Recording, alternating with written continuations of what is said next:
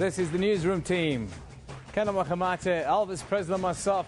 We're coming to you live from our studios here in Auckland Park in Johannesburg. A very good morning to you if you've just joined us. Of course, we are live on the show between 9 and 12 every weekday morning. You can also watch us on our live streaming facility. And that facility, of course, is on the YouTube channel. Just put in SABC Newsroom. We'll pop in. Even if you put the date, that specific show will come into your stream. Now, of course, today it's the new Independence Day. Will Britain vote to leave the European Union? Yes, there's lots of fears and lots of scenarios that will play out over the next 24 hours.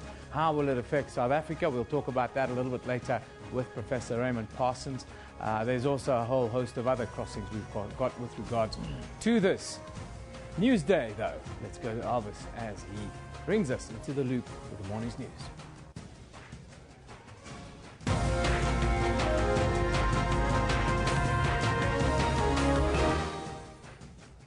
Reports of sporadic violence and looting continues in some parts of Tshwane Metro. The Independent Electoral Commission is today expected to hit the ground running with the verification of 25,000 voters in the Tlokwe municipality.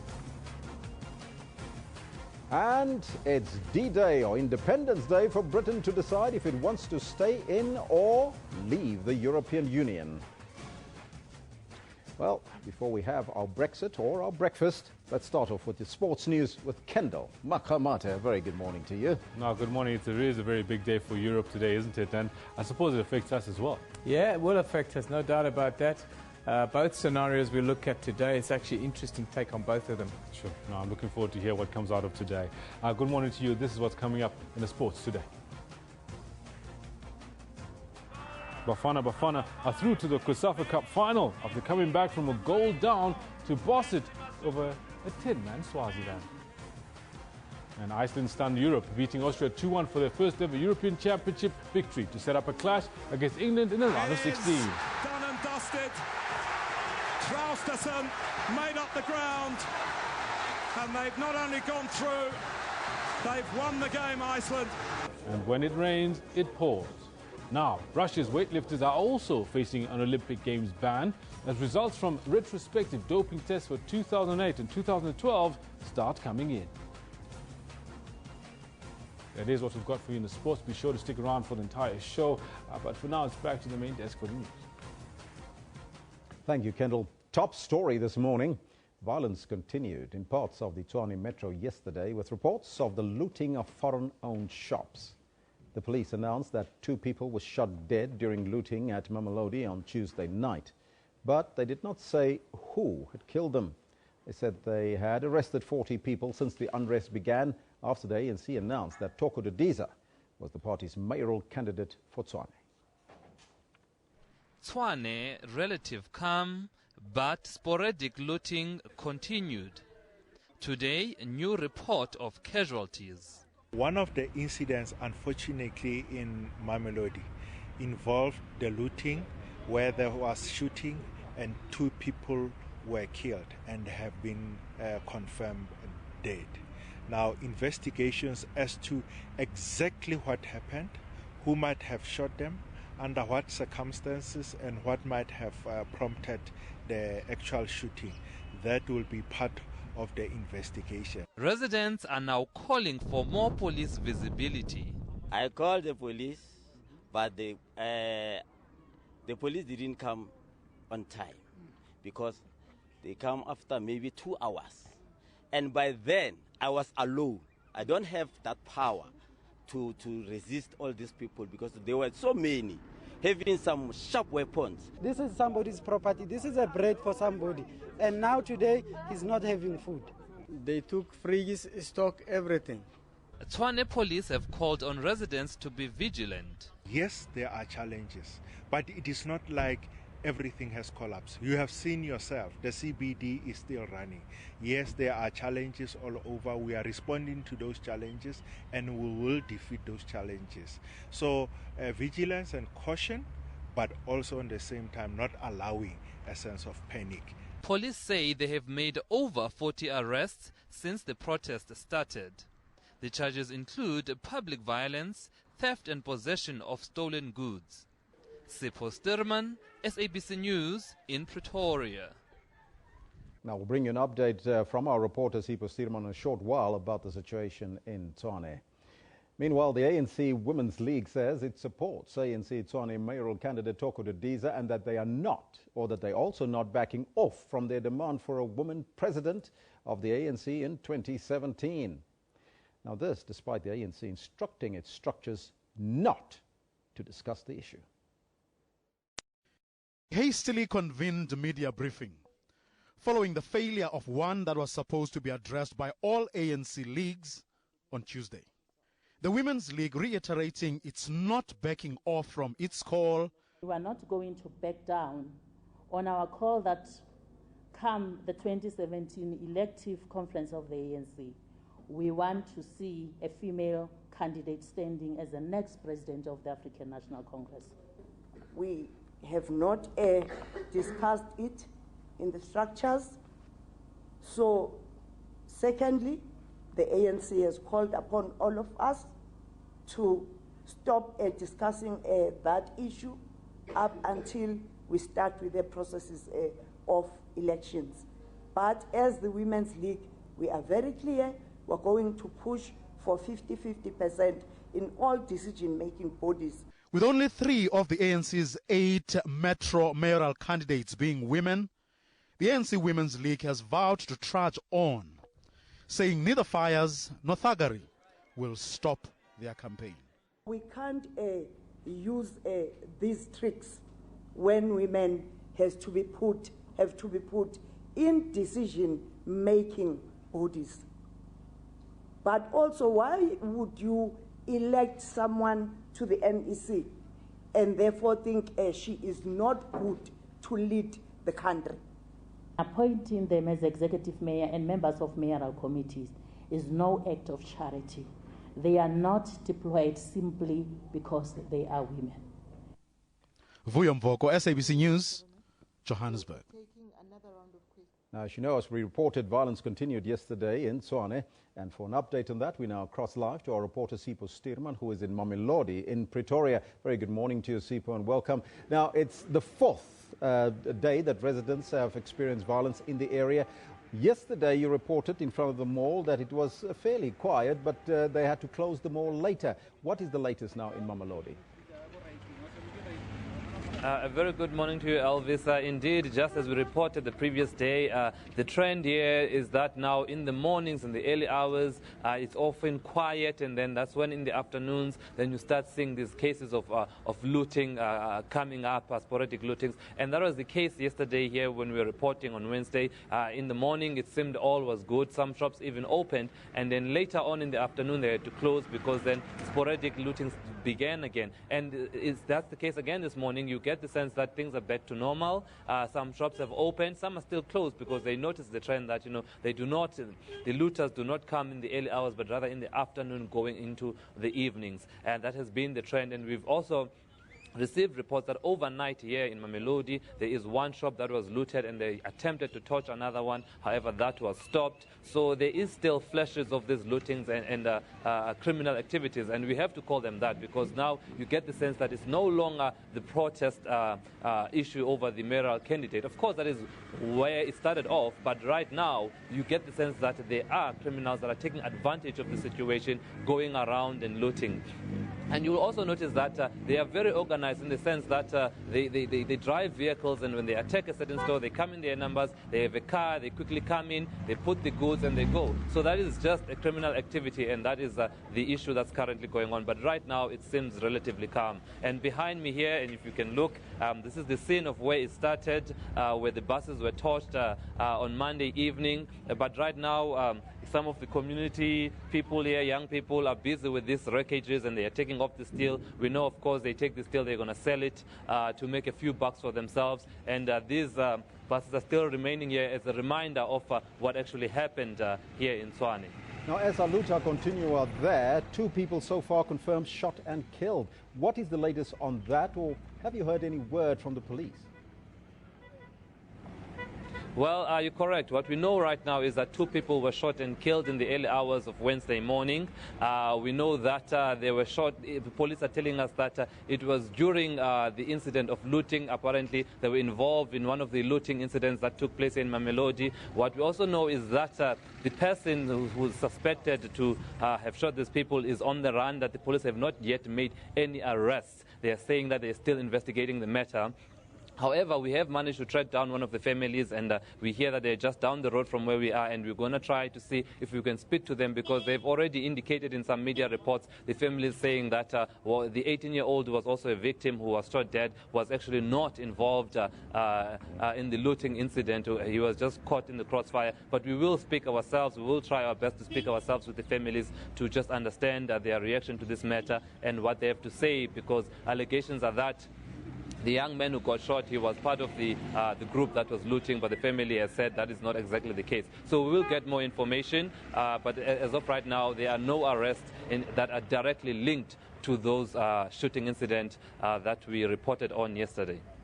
Now, Sipho, it is 4 days since the protests and the looting that continues now. Is there a sense from your perspective that the law enforcement agencies are getting the hang of this? Are they taking control of the situation?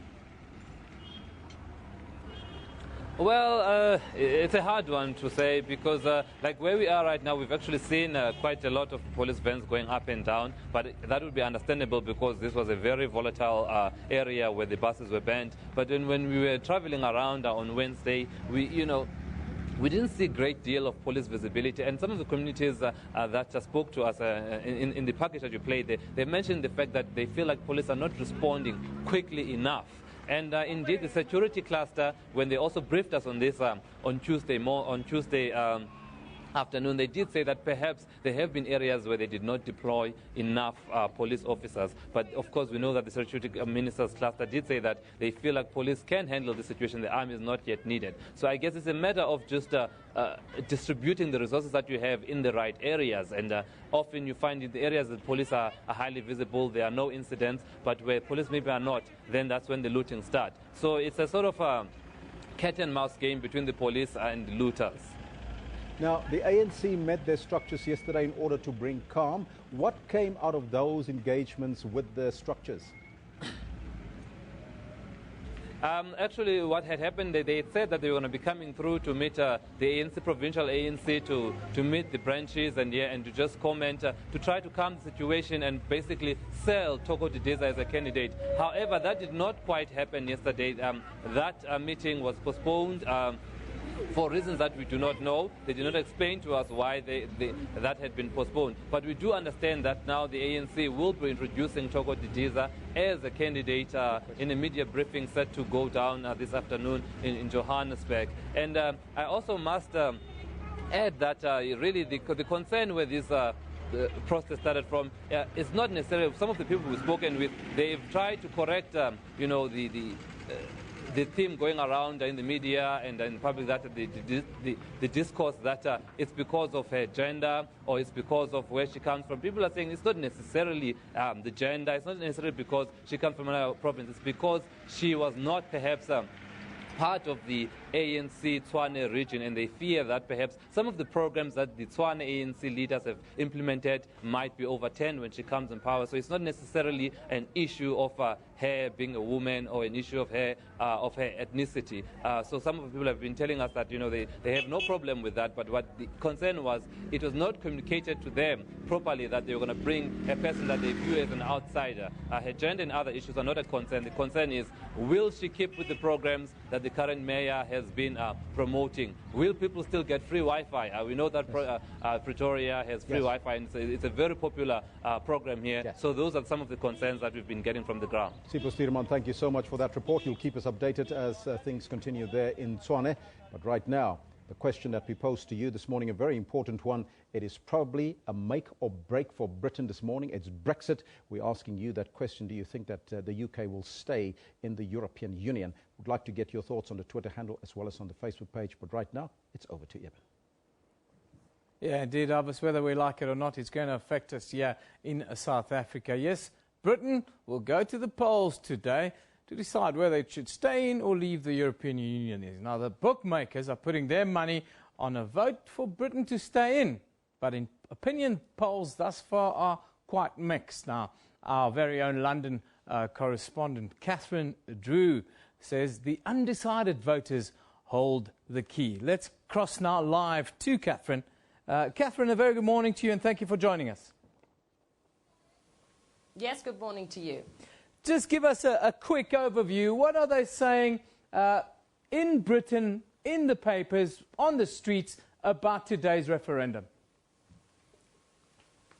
Well, very wet on the streets today, and both sides are hoping that that doesn't deter people from coming out. Around 46 million people are eligible to vote, and experts here are saying they are expecting a high turnout, around about 65%. That is a very good turnout if they get that. It could be more, of course. Let's have a look at the newspapers. Here, The Sun, which is part of the Murdoch stable, really coming down on the side of let's get out of the EU. It proclaims Independence Day from Britain, and it says at the top here, you can free the UK from the clutches of the EU today. So who knew we were in the clutches of the European Union? Well, apparently we are. So that's one side of the argument. But let's take a look here at the Daily Mirror, another popular tabloid, and that says, don't take a leap into the dark. And look at this dark hole here. Vote Remain today. And at the top it says, for your family, for your children, for your pension, for your pay packet, for your jobs and the NHS. So those two remaining, those two very much on opposite sides. Let's take a look at the Times here, a much more considered front page. But of course they're making the point that Britain is part of Europe. Day of reckoning, it says. And here it reproduces the question that people will face at the ballot box. Remain a member of the European Union, tick there, or leave the European Union. So two very simple questions, but of course a lot riding on it, and people will be deciding that today. What are the smart people in Britain saying, the learned ones? What are they saying about a Britain possible leaving and what that would mean not just for Britain, but also for the wider world?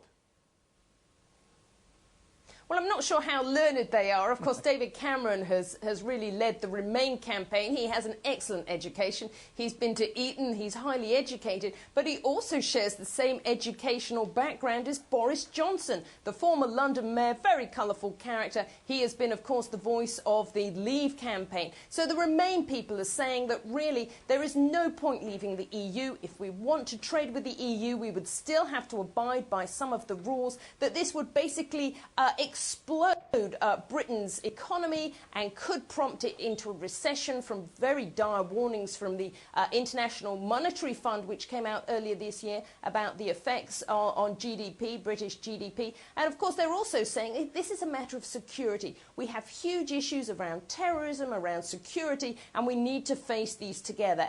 Other arguments, of course, about climate change, all those really large issues. The Remain camp are saying, let's face these together. It can only be tackled in a large group. How will this affect Scotland? We've seen a referendum in the past. Do you expect a second referendum in Scotland if the exit happens?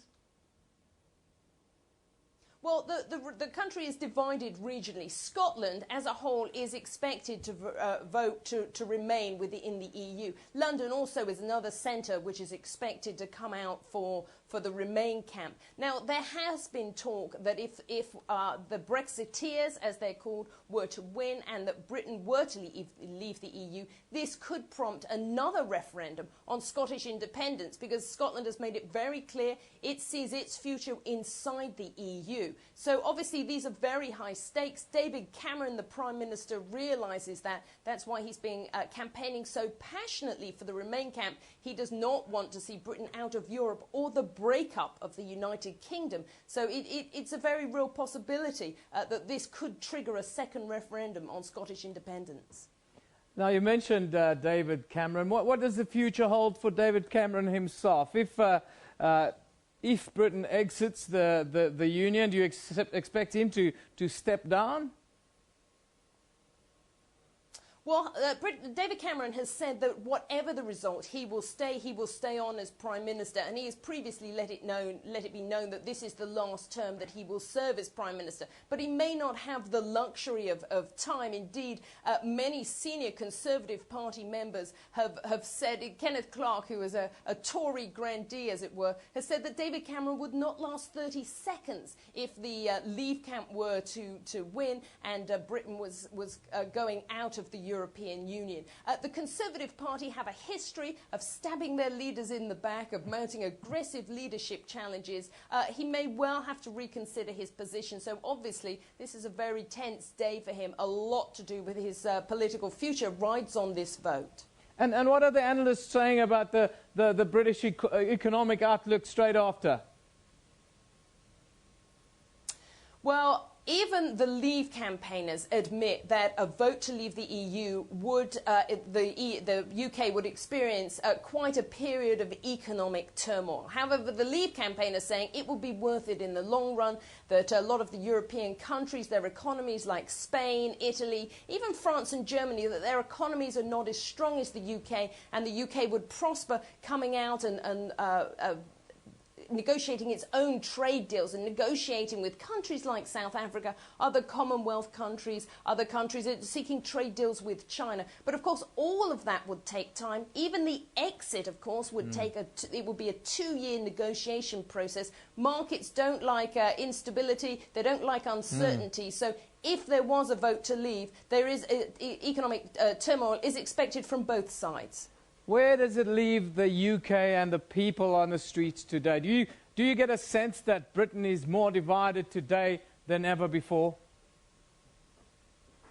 Oh, certainly. Certainly, it is extremely divided. I just showed you those newspaper headlines really sums it up. I mean, this has divided families. I can't talk to my parents about this issue because we are on different sides. So generations are split. Of course, you don't know which way they're going to go. Families are split. Work colleagues are split. So, you know, and of course, we've seen a very heated debate politically. We saw that horrific murder of Jo Cox, the female Labour MP, and her husband has come out to say that he believes she was killed for her political beliefs. So obviously that we've seen a really heated debate politically, and of course that has trickled down as people talk about the issue with their work colleagues and with their family.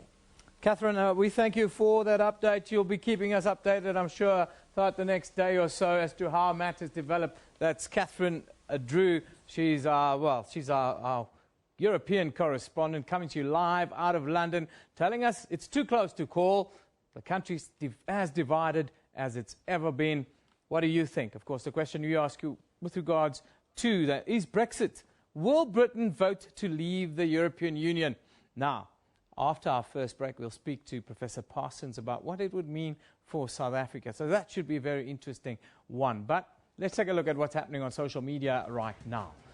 Of course, the hashtag that's still doing the rounds is hashtag Tshwane Unrest. 40 people have been arrested following 4 days of unrest in the capital. They're expected to appear in court starting tomorrow. Buses were burnt and destroyed, roads barricaded, and the looting of shops continue. However, things are seemingly somewhat back to normal today, as you've heard from a little bit earlier. Commuters are still concerned about their safety, though, and we're asking our traffic reporter, Rob Byrne, at Traffic SA about this. Then, SOCR 2016, the State of the City report is out. You can download the full report on the official government website. Then, also, Brexit or not, that's the other hashtag that's very much on everyone's mind today. We just brought you the coverage, the vote. Will Britain leave the EU or will it stay? We have set up a poll for you. Let us know what you think about this. There are many memes also doing the rounds ahead of today's vote.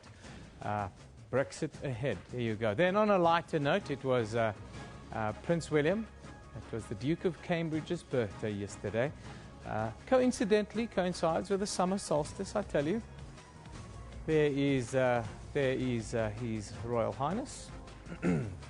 On the sporting front, as we move on, fears that the hashtag Zika virus, of course, professionals, including golfer Rory McIlroy now, to pull out of the Olympics. Of course, South Africa's very own two golf superstars, Louis Oosthuizen and Charles Schwartzel, well, they've also pulled out of the Rio Olympics. But Brandon Garrett is still going to go there, and it looks like he'll be joined by Ernie Els and even the likes of Retief Goosen. So it should still be very interesting to have golf at the Olympics for the very first time. Now, looking back to yesterday, we asked you the question, what do you think is fueling the violence in Tshwane, in the capital? Yeah, were some of the comments that we received. A lot of them were very passionate, and we couldn't really repeat them. But Doc Moses Balani says, Newsroom, it's a small organized dissenting group within Tshwane. However, known anarchists have hijacked this protest. Doc Moses, I wonder who those known anarchists is. Maybe you can let us know. Then Roberto Casaredi says, apparently the Minister of Intelligence knows who's fueling this violence, so we should ponder this question no more. Maybe the Minister can share it with us. Then Mukudi Kennedy says, Newsroom, peaceful protest is a rightful right, but burning of infrastructure is unacceptable, barbaric, and should not be condoned at all, he says. Those are some of the questions that we've those are some of the answers that we fielded yesterday and today. Keep it coming. We'd love to interact with you. Of course, today it's Brexit. We want you to tell us about that. But let's have a quick look at the front pages from around the globe. As you can imagine, we'll start in Europe. The Times reports that the EU referendum is simply too close to call. A series of polls suggest as last night, with a country split down the middle over the economy and immigration. Then, moving to Iran, the Tehran Times says the Iranian foreign minister has urged Muslims to see the bigger picture, thinking globally and proving to the world they can fight terrorism and extremism themselves. Finally, in Washington, the Post reports that families fleeing the combat in the Iraqi city of Fallujah have been forced to sleep in the open desert for almost a week now, with aid agencies warning that people are at risk of dying as supplies of tents and water run dangerously low. Now, let's take a quick look at what's happening in the courts today. We'll start here in Johannesburg. Now, after several postponements, the murder trial of the Czech fugitive and his co-accused, that's of course Radovan Krejcir, they start this morning. They're facing 9 charges, including murder. The first witness is expected to take the stand in the High Court. Then, in the Western Cape, the 2 men alleged to have raped and murdered 19-year-old Sinukolo Mafevuka are expected to appear in the Khayelitsha Magistrates Court today. A half-naked body was found in a public latrine near her home in March of this year. We'll keep you updated on this very case, as it's caused a lot of media attention here in South Africa, and I'm sure we're very... Now, of course, we're dealing with Brexit today. Professor Parsons has just joined Elvis here on set. Of course, we ask you the question around Brexit today.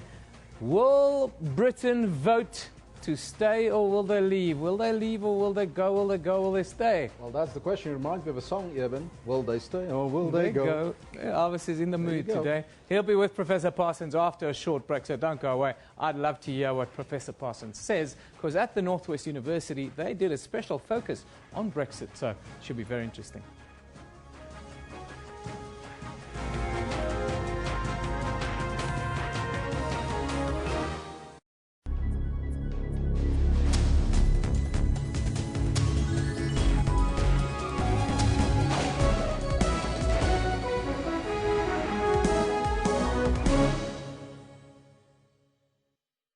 Other person has been shot dead and another is in a critical condition in hospital. The CRL has laid charges against controversial televangelist Paseka Mutsoneng. More than 1.3 million South Africans have been added in the past 2 registration weekends.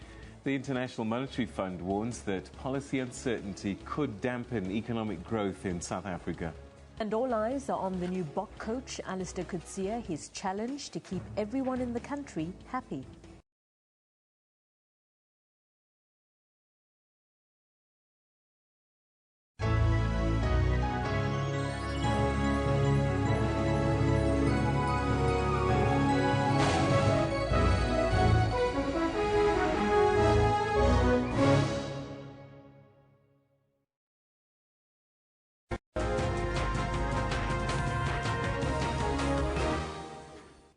Now, of course, the theme today is Brexit. Will they stay or will they go? Now, millions of Britons began voting today in a tightly fought referendum that could tear up the island's nation's EU membership and will spark the greatest emergency of the bloc's 60-year history.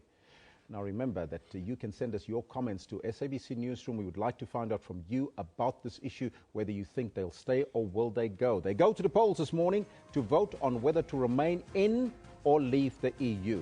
Now, we'll go to some of the comments and have a look at that. This one from Kaugelo here says, if it is to their benefit, then obviously they will vote to leave, says Kaugelo S. Moreni. Nicholas Hura says, yes, because once they leave, our rand will be stronger. Well, we'll find out from the people that actually know. Doc Moses Villani says, I doubt they will leave. It is publicity. It's a publicity stunt. I wonder if they are affected by the rating agencies or it's only for the BRICS countries. Now, that's a question that we posed a while ago, Doc Villani, on the question of whether or not this is not perhaps an agenda against the BRICS countries. But those in favor of the move to leave Britain say that it will help Britain to leave the EU, says Britain will affirm its independence, while those who want the UK to leave say the economic benefits outweigh the disadvantages. Britain's Prime Minister David Cameron says choosing to leave the EU in today's vote would be a big mistake and lead to debilitating uncertainty for even up to a decade.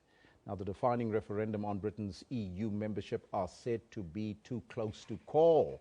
Now, to discuss Brexit and its implications, we are joined by economist Professor Raymond Parsons from the Northwest University School of Business and Governance. Professor, a very good morning to you and welcome. Good morning, Elvis. Is it such a good morning for the Britons because it's D-Day for them today? They need to decide whether they will stay or will they go.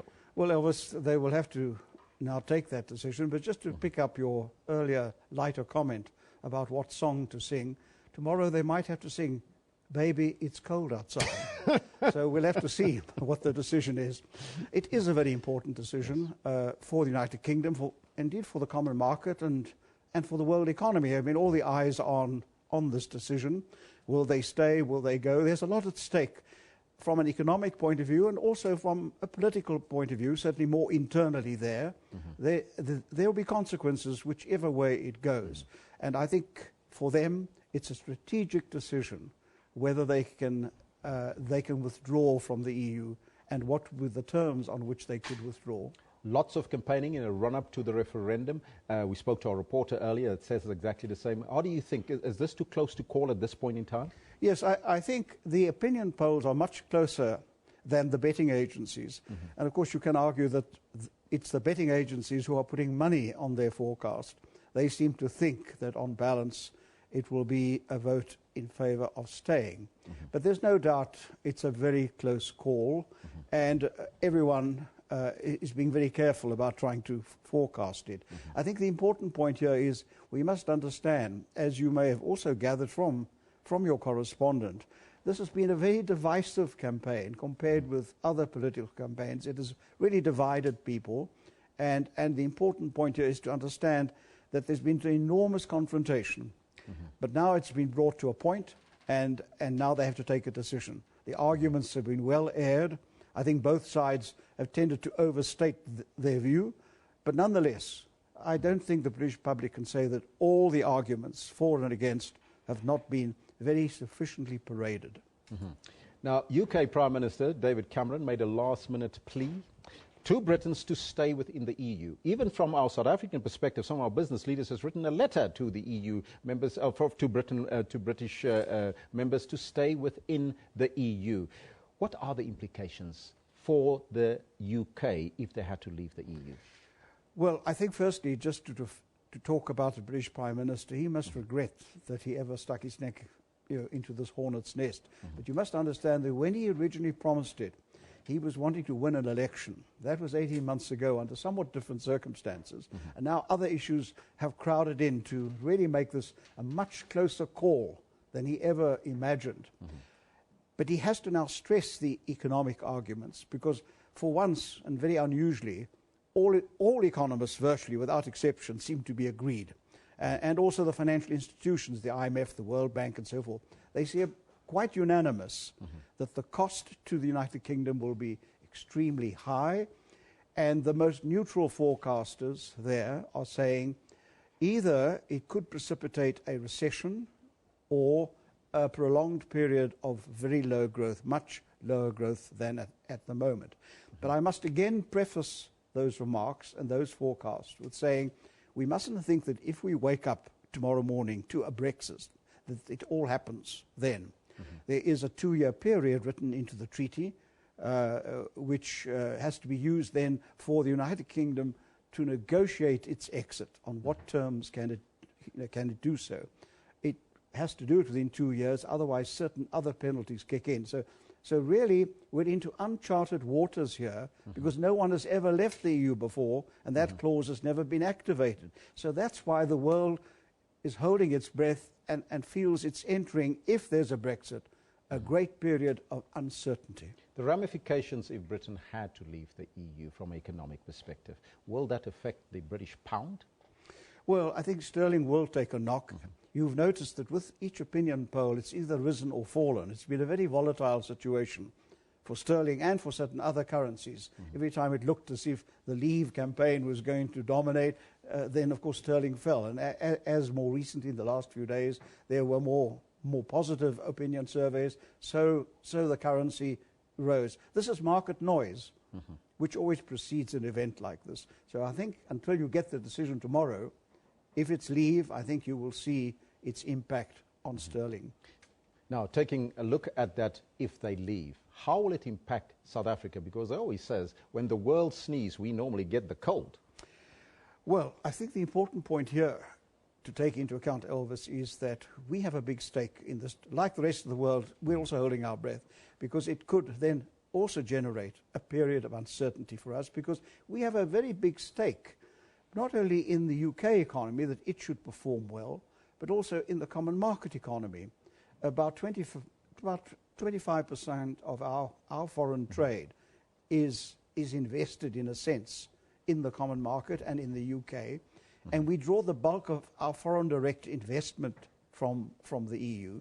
So quite clearly, we have an important stake in how they perform, what decisions they take. And so we will take a deep interest in whatever decision is taken. And it will, as I say, everything's not going to happen tomorrow. But if it's a Brexit, you then inaugurate a period of uncertainty in which all the trade agreements we have with the EU and the United Kingdom would have to be revisited. What is their status? Do we have to start from scratch again to renegotiate it over the next couple of years? This once again injects another element of uncertainty into our outlook. And so I'm not surprised that a group of South African business people have written to the EU saying, look, we would prefer the status quo to continue. Now, you always said that you're not a betting man, and we're talking about betting agencies a little bit earlier, but looking into your crystal ball, what do you think is going to happen tomorrow? Or today, actually, because the results are coming out. Well, I think there's going to be a great turnout. I mean, it's obviously a very serious decision. I think it's a close call. I'm hoping that economic common sense will prevail in the sense that even if Britain stays in, it must then flex its muscles in the EU to make it a better place, because there are no doubt weaknesses in the EU setup. And I think that's been a very driving factor in the vote to leave, in fact. But I'm hoping that the betting agencies are right and that the opinion polls are perhaps slightly wrong. I hope that is what will happen for the UK, for the common market, and hopefully also for South Africa. Now, reflecting on that opinion polls, let's take a look at that. Eben, if you can look at this particular poll here, if they put it up here for us, where is it? There it is. Yeah, it's right up there. The snap poll, should Britain leave the European Union? This is, of course, our very own poll. 74% say yes, be independent. 26% say no, it'll be a disaster. Professor Parsons, do you think it will be a disaster if they leave? All countries can survive if survival is what you want. But if you want to grow and create jobs and so forth, you've got to be part of a larger unit, just like we are part of the Southern African Common Market. So there are great benefits there. I think the crucial decision for the British is, You can't go back. If you vote to go out, the doors slam behind you. And you don't know what is out there. I mean, there are options being canvassed, but they all have to be negotiated. And you're now operating in a completely different environment. So I think the challenge to the United Kingdom is to say, if we stay in, we will flex our muscles in the club. The things we don't like about the club, we will flex our muscles and change them. It is better to change them from within if we want a better deal than to be out and then find that we've lost a lot of our leverage and lost a lot of our bargaining power. I think that is the big decision, the big uncertainty that will flow if they decide to leave. There is no going back. And the EU spokespeople have made it very clear that if you're out, you're out. Well, Professor, on that note, we got to leave it. We'll discuss it tomorrow in the slot of the economy, where we look at the outcome of Brexit, whether they stay or whether they go. And the song that Professor left us with, Baby, It's Cold Outside If You Leave. Raymond Parsons, Professor Raymond Parsons from the Northwest University School of Business and Governance here in studio. Thank you so much for your time, sir. Thank you. Yemen, over to you. Yeah, thank you very much, Alvis. Thank you very much to Professor Parsons. Always very insightful, of course. They did the module that looked at this, and, well, let's hope that they don't veer out. There's enough instability in the world as it is. Yeah, live pictures off the streets of London, I can tell you. You can see, of course, there's a rather pensive mood. This is a voting booth where people are starting to move in and out. It's a very wet day in London, as we heard from Catherine Drew a little bit earlier. Very wet day, but around 46.5 million Britons are expected to go to the polls to make their cross whether they're going to stay or whether they're going to go. Now, after the next break, we'll talk to Terry Bell about what the implications are for South Africa, Labour, the market, and so forth. But before we go there, let's take a quick look at what's happening on Newsroom's Facebook page. The Eastern Cape government has sent senior delegations to Ngobo to deal with an alarming increase in the number of elderly people being killed because of accusations of witchcraft. In this day and age, can you believe that? Then, in the Congo, DRC opposition presidential candidate Moise Katumbi was sentenced in absentia to 3 years in prison and fined $1 million yesterday. Also, Britons will decide the future of their country and Europe today in a vote on European Union membership. After a bitter campaign that has divided the nation down the middle, they're telling us now that it's a vote that's too close to call. Yes, it is a very interesting day ahead today for Britain. It will affect the wider world. What do you think of it? We ask you the question. At SABC Newsroom is where you can send us your contribution. Do you think the British will vote to leave the EU? And what does that mean for the wider world, for us, and the economy? After the break, we'll speak to Terry Bell. Myself and Elvis will see you then.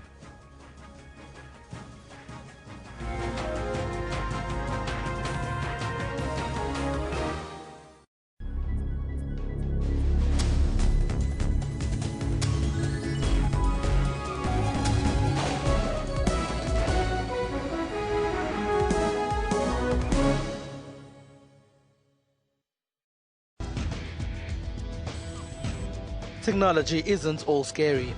There's also fun stuff like gaming. Lots of women do play games, whether it's on their phones or their tablets. Then there are Africans who are using new tools to make other people's lives much easier. We typed the whole CV on a small, QWERTY Nokia phone. For all these and other technology and social media news, join me, Spumelele Zondi, every Sunday at 7:30 p.m. Central African Time on SABC News.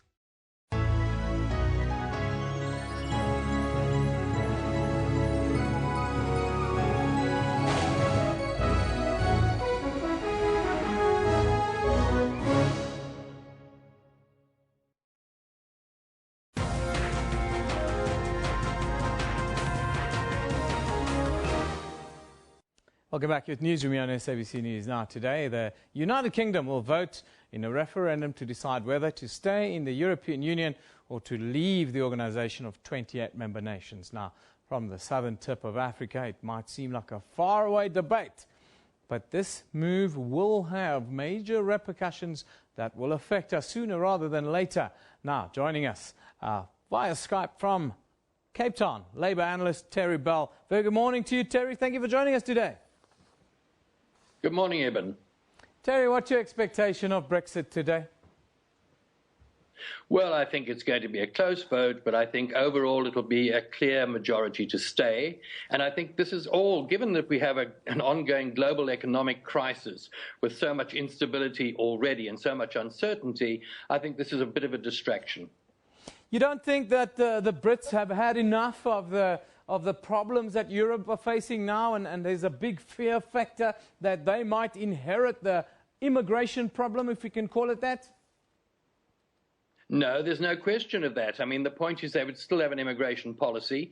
And in fact, one of the arguments, and it's from the extreme right wing, about, for example, Polish immigration, that sort of thing, if one looks at the actual studies and statistics, immigration has done the world of good economically for Britain. And in any event, Britain's been great at exporting people. I mean, there are hundreds of thousands of Brits living in Spain and France, places like that. So, and they are the ones who are going to suffer. As far as we're concerned, I mean, we'll still have to, yes, we may have to renegotiate treaties. This happens all the time. And as Raymond Parsons said, it's going to take time to disentangle if they did decide to leave. But we would still sell to our exports to Britain and to the EU. And we sell more to the EU countries in euros than we do in sterling and pounds. So I don't see any difference there. What I do see, of course, is we have a lot of this talk about what it's going to do to the exchange rate, to the currencies. But the point is quite simple, that that's a casino of the money markets. The speculators will have a go no matter what happens. Look at the way our currency has been as volatile as it's been in recent times. Would an exit make Britain the most hated nation on the planet? Not at all. I don't think so. What might well happen, and this is the major problem I think that's really worrying Cameron and his party, is that Scotland will say, no, thank you, we are staying in, and you may very well have another referendum, and Scotland may then break away. So, I mean, Ireland's already in the EU, stays there. What will happen to Northern Ireland then, that's another factor. So, I mean, you might have the breakup of Britain. To talk in terms of Britain being the strongest economy, well, you know, it's a financial center. It doesn't actually manufacture all that much anymore. For South Africa, what would you like to see happen? What do you think would be the best for South Africa, especially for the working class South African? Well, I always think that it's better that we have unity across countries, etc., that it is better that even though the EU is a construction by big business, etc., it is still better that we have a united Europe, because then hopefully the unions and the working people of the various countries will get together. I think it's always bad news when we have breakups. I mean, look back to 1991. There was once a country called Yugoslavia. I don't know how many countries, haven't counted them recently, but I mean, there are a whole lot there. I think fragmentation is never a good thing, particularly from a point of view of working people. You talk about fragmentation. I want to finally from you get an idea on the geopolitics that goes with it. If Britain exits the European Union, do you see a stronger Russian influence, for instance, then growing on the continent itself? And what would that then mean for Europe, but also the wider world? Well, I can't see. I mean, there's constantly you're going to have influences and influence brokering and whatnot going on at all times. Russia's facing severe economic problems at the moment, as are all those in the BRICS countries, apart from perhaps India is doing perhaps slightly better. Brazil's in a disastrous situation, and Russia's having its own problems as well.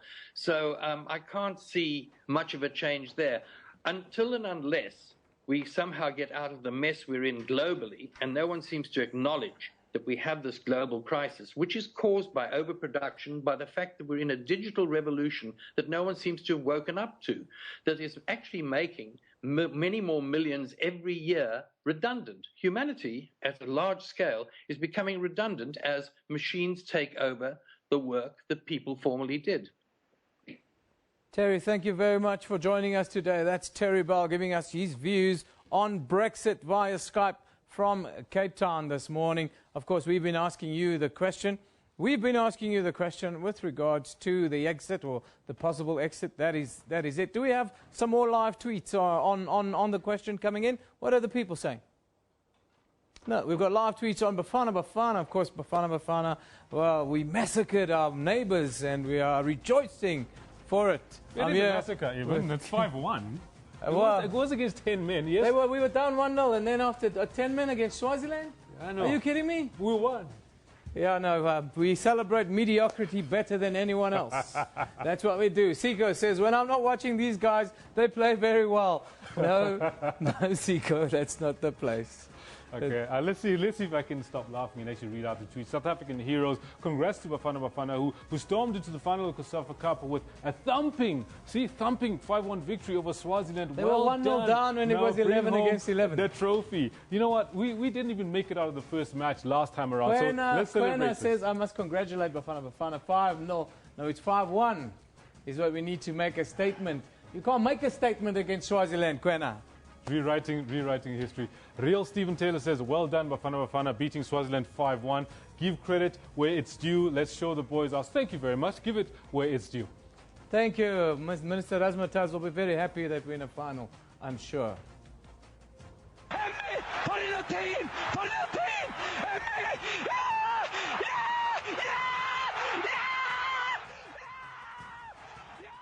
There you have it. You know, those are the most extraordinary commentary by Icelandic Gummy Ben. That was not commentary. That sounded like he had a burst spleen or got a stroke. Even what this man is doing, he's thanking Austria for coming.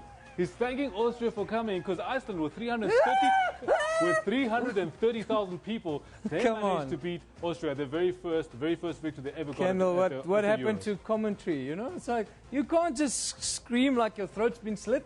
But I actually got what he said. We what actually did he got say? the trust. I just told you. He was thanking Austria for coming. He was thanking them for coming. They did very well. They beat them. They're into the round of 16, first time. And right now also looking at Northern Ireland.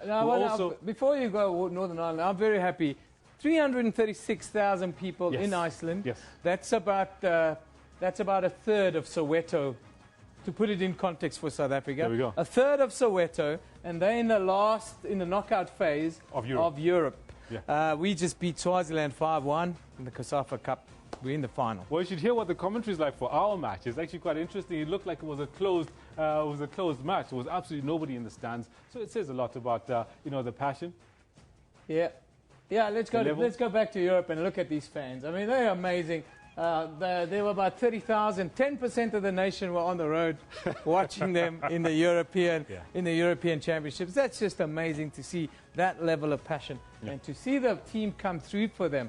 I mean, they got no professional clubs in their country, and they only have 4 players that play in in professional leagues. No, absolutely. Look, this is so important that, yes, we're looking at pictures of Ireland, we're looking at pictures of Ronaldo scoring a goal finally at the Euros, but Iceland is the story of the day, really. Let's talk about Ronaldo quickly. I have never seen a player scream at his own teammates for an entire 90 minutes, throwing a hissy fit. I don't know if we've got the picture. Maybe we should get that hissy fit after the second goal that they gave away. We'll bring it in. He threw an absolute hissy fit. And this is the captain of Portugal. I don't get it. Yeah, now look, I'll bring that picture for you in the sports. Be sure to stick around. This is Newsroom. Should be a very interesting rest of the show, of course. Brexit, we asked you the question around Brexit today. Will Britain vote to leave the European Union? That's what we want you to know. Some people say yes, they should go. Others, of course, the smart money says no, they shouldn't go. And that will be a benefit to not just Britain, but also the wider world. And that includes us here in Southern Africa. We're going to take a quick break, well, a little longer break. We'll be back at the top of the hour with a complete update, so don't go away.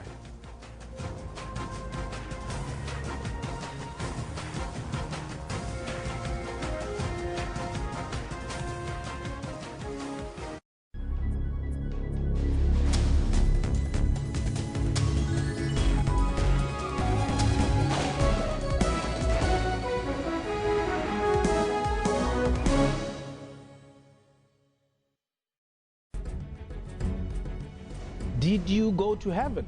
Kelvin is the one who created all this. What are you fighting over? Us? If there is 10 million in my account, it will be in the front page the next day. Do you have 10 million? Oh, Jesus, hold my hand. Hallelujah. It's happening right here on Question Time today. Monday to Thursday at 5:30 p.m. on the SABC News channel. News Today keeps you informed with news locally and around the world. When Judge John Hlophe challenged the Supreme Court of Appeal when it sent the matter back and said that there must be an inquiry set up. We unpack business news. There's an increase in general inflation in the country. We give you up-to-date news of the day. The drugs were seized at several locations in Sydney, including a shipping container sent from Hong Kong. Police say it's the largest haul of illicit drugs in 2 years. We round up sports news. Kotata, tell me about the legacy that you would like to build and be remembered for. Trying to get my foundation running, which is going to focus on, all the sport, doesn't matter disability or able body. So, I'm passionate about sports. Stay informed every Monday to Friday from 3 to 5:30 p.m. CAT. SABC News. Usisiwe Jamsana, SABC News, Alice. Mzondi Lembe, SABC News, Doha, Qatar. Kunatibingwa SABC News, Alice. Diabo Seto, SABC News, Geneva, Switzerland. Nampumela Losiziba, SABC News, Moscow, Russia. Sherwin Bryce-Pease, SABC News, New York. Craig Murray, SABC News, Stellenbosch. We bring the news back home. We keep the nation fully informed.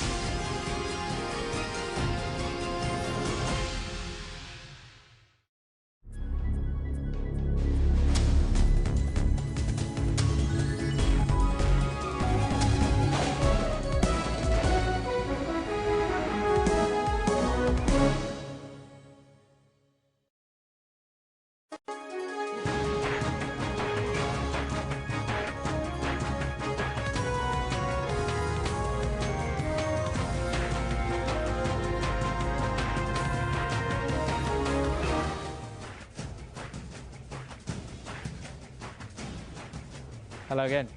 Shortly after 10 a.m. Central African time, that is, you're watching Newsroom with Elvis President, Kendall Mahamata, myself, Eben Jansen. Well, we've asked you the question today on Brexit. That's the one that's on screen now. Will Britain vote to leave the EU today? And we've been discussing what the implications are. Let's take a look at some of the tweets that have been coming in thus far this morning. Now, Kendall, there have been lots of different views on this, isn't there? No, absolutely. We've got Mohudi Kennedy and what is Kauhele Moremi saying if it's to their benefit, then obviously they will vote to leave. But who knows whether it's to their benefit or not, and that's why it's so close. Well, we'll know by tomorrow morning, but this one from Nicholas says, yes, because once they leave, our rand will be stronger. Well, a strong belief in that one, Nicholas. We'll wait and see. I think the doc has the best one so far. He says, I doubt they will leave. It's a publicity stunt. I wonder if they are affected by the rating agencies or it's only the BRICS countries. Yes, the BRICS countries are under the pump right now with regards to exactly that, their economies. We've also put a poll forward to you today, an interesting one. Will they leave? Will they go? We've asked you at home to vote. This is the preliminary results coming in. Now, it's changed a little bit since earlier. Should Britain leave the European Union? That's the poll that we put forward. 75% now say yes, be independent. 25% say no, it'll be a disaster. What do you think about that, Kendall? I reckon it's very hard to say. It's very hard to call it. The Brits themselves can't decide. It's so close to 50-50. Yes, very, very close. I mean, that 50-50 you're talking about, Kendall, it is very close. But there's an overall majority feeling that they should stay in because there's more benefits by staying in a collective than being out in the cold. I said earlier, said, don't be caught in the dark. That was one of the publications in the EU. Don't jump into a black hole by leaving the EU. I think that's the general sentiment. The bookies are making stay the favorite at the moment, but then again, they've got money on it, so maybe they know something that the rest of the world does not. Time for us now to take the news. Elvis is going to get seated shortly to give us that update.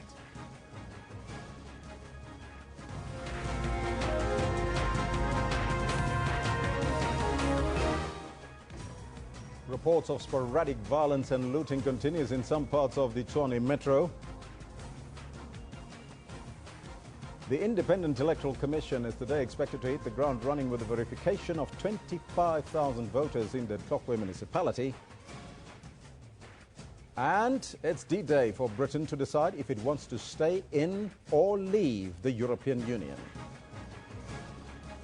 Those are all your headlines, but before we get to the news, let's find out from Kendall what's happening on the sports front. Good morning. Thank you very much, Elvis. A very interesting topic today. We've got the Brexit, stay or leave, the breakfast you mentioned a little earlier on. It remains to be seen what's going to go on. Good morning to you.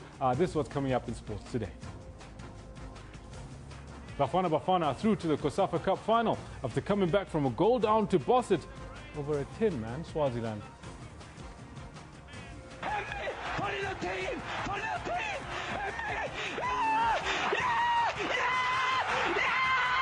One of the most passionate pieces of commentary in recent times, sparked by Iceland stunning Europe and advancing to the round of 16 after beating Austria 2-1 for the first ever European Championship victory.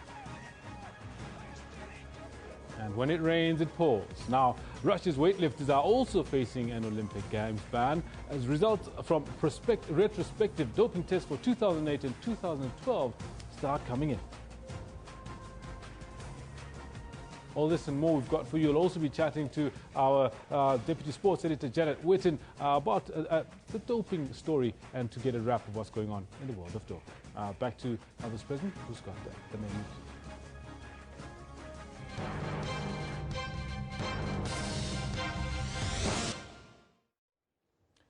Violence continued in parts of the Tshwane Metro yesterday with reports of the looting of foreign-owned shops. The police announced that 2 people were shot dead during looting at Mamelodi on Tuesday night, but they did not say who killed them. They said they had arrested 40 people since the unrest began after the ANC announcement that Tokodo Diza was the party's mayoral candidate for Tshwane. Tshwane, relative calm, but sporadic looting continued.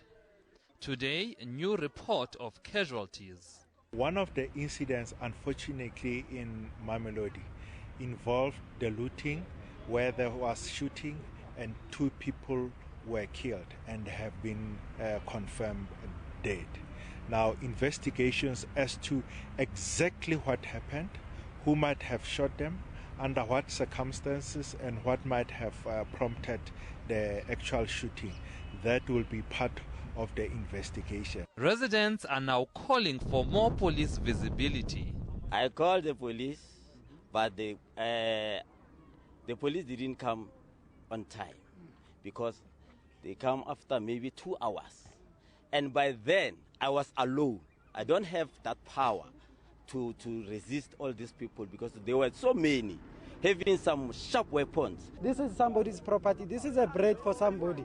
And now today, he's not having food. They took fridges, stock, everything.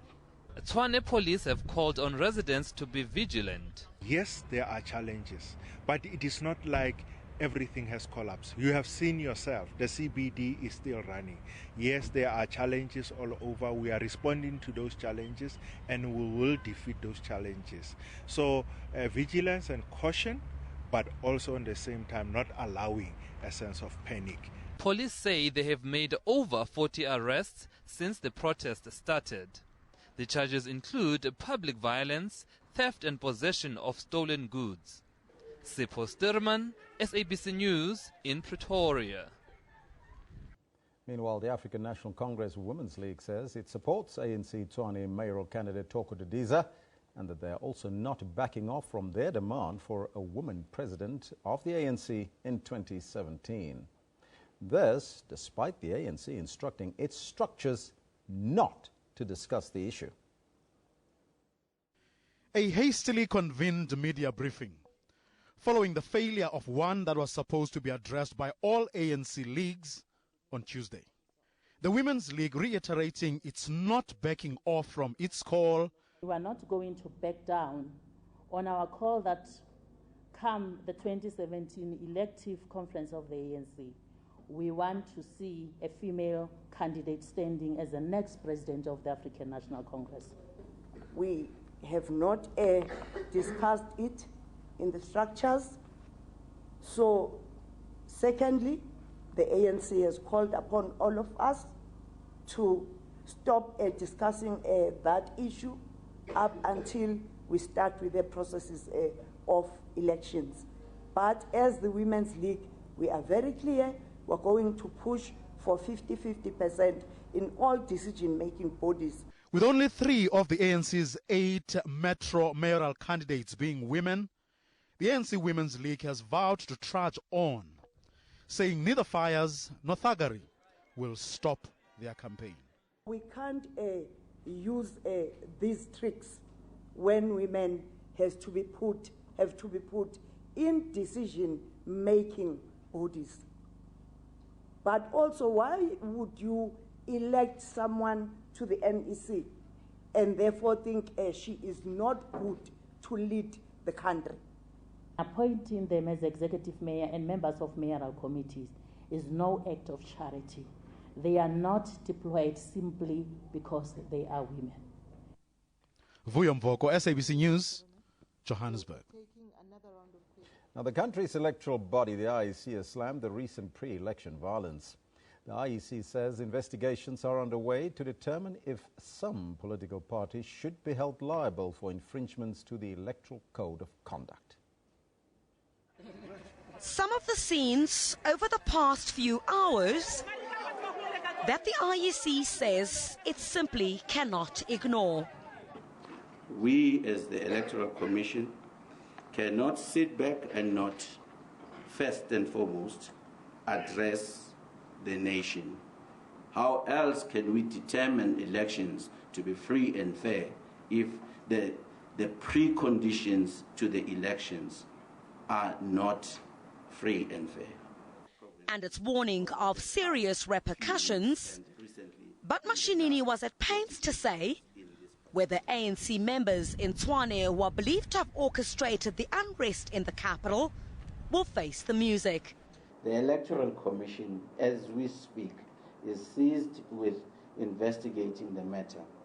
The officers responsible will then provide a report, and based on the report, the appropriate measures and action will then be taken. Ironically, Mashinini spoke out on the campaign trail violence while political parties in Gauteng were signing the Electoral Code of Conduct to ensure free and fair elections. 45 political parties are contesting, hoping to sway the province's 6.2 million registered voters. We urge all our supporters and sympathizers to respect the Code of Conduct as in previous elections.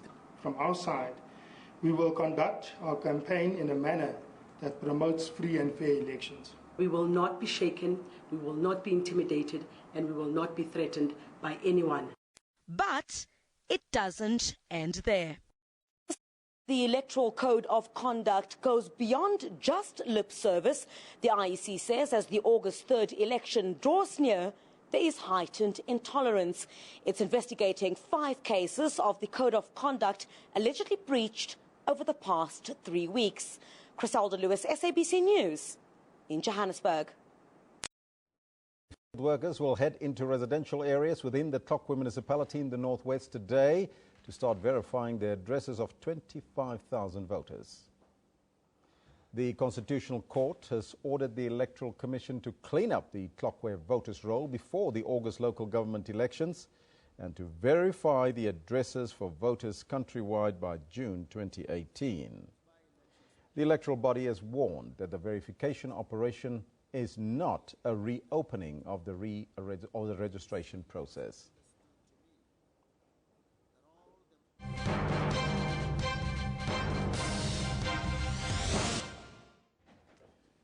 Now, South Africa is celebrating a housing milestone of 4 million RDP and government-subsidized houses built since 1994. President Jacob Zuma will mark this achievement by visiting the Vulindlela Rural Enhanced People's Housing Project in Pietermaritzburg later this morning. The Department of Human Settlements recently launched the national campaign to celebrate the 4.3 million RDP and government-subsidized houses delivered since 1994. The campaign is being rolled out in all 9 provinces. Now, for more on the story, we now cross live to our reporter, Mzwandile Mbeje. Mzwandile, very good morning. And can you give us an update what is happening there? Thank you very much, Elvis. As you have said in your intro there, we expect President Jacob Zuma to arrive here. And this is a site where they do a lot of things. I think they're building blocks, and those blocks that are used, for example, to build houses in this area, and not only in this area and beyond. You mentioned that this is a milestone because the Department of Human Settlements is celebrating the building of 4 million houses, and then of course they've rolled out that program. We expect that in the next hour or so, and then President will lead those kind of celebrations, which is really a milestone since 1994. But Elvis, I'm with the Deputy Minister of Human Settlement, Zoe Fredericks, who will explain to us more about this milestone. Welcome, Deputy Minister. Welcome very much, SABC. This is built as a milestone. Why?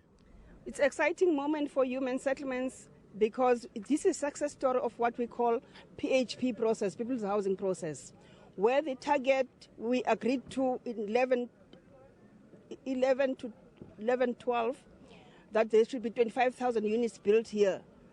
What we have done so far is 12,300 units have been built, and it's a program that has been driven by Amakosi in the area together with communities here in this area. It's very, very exciting. They have a Vulindlela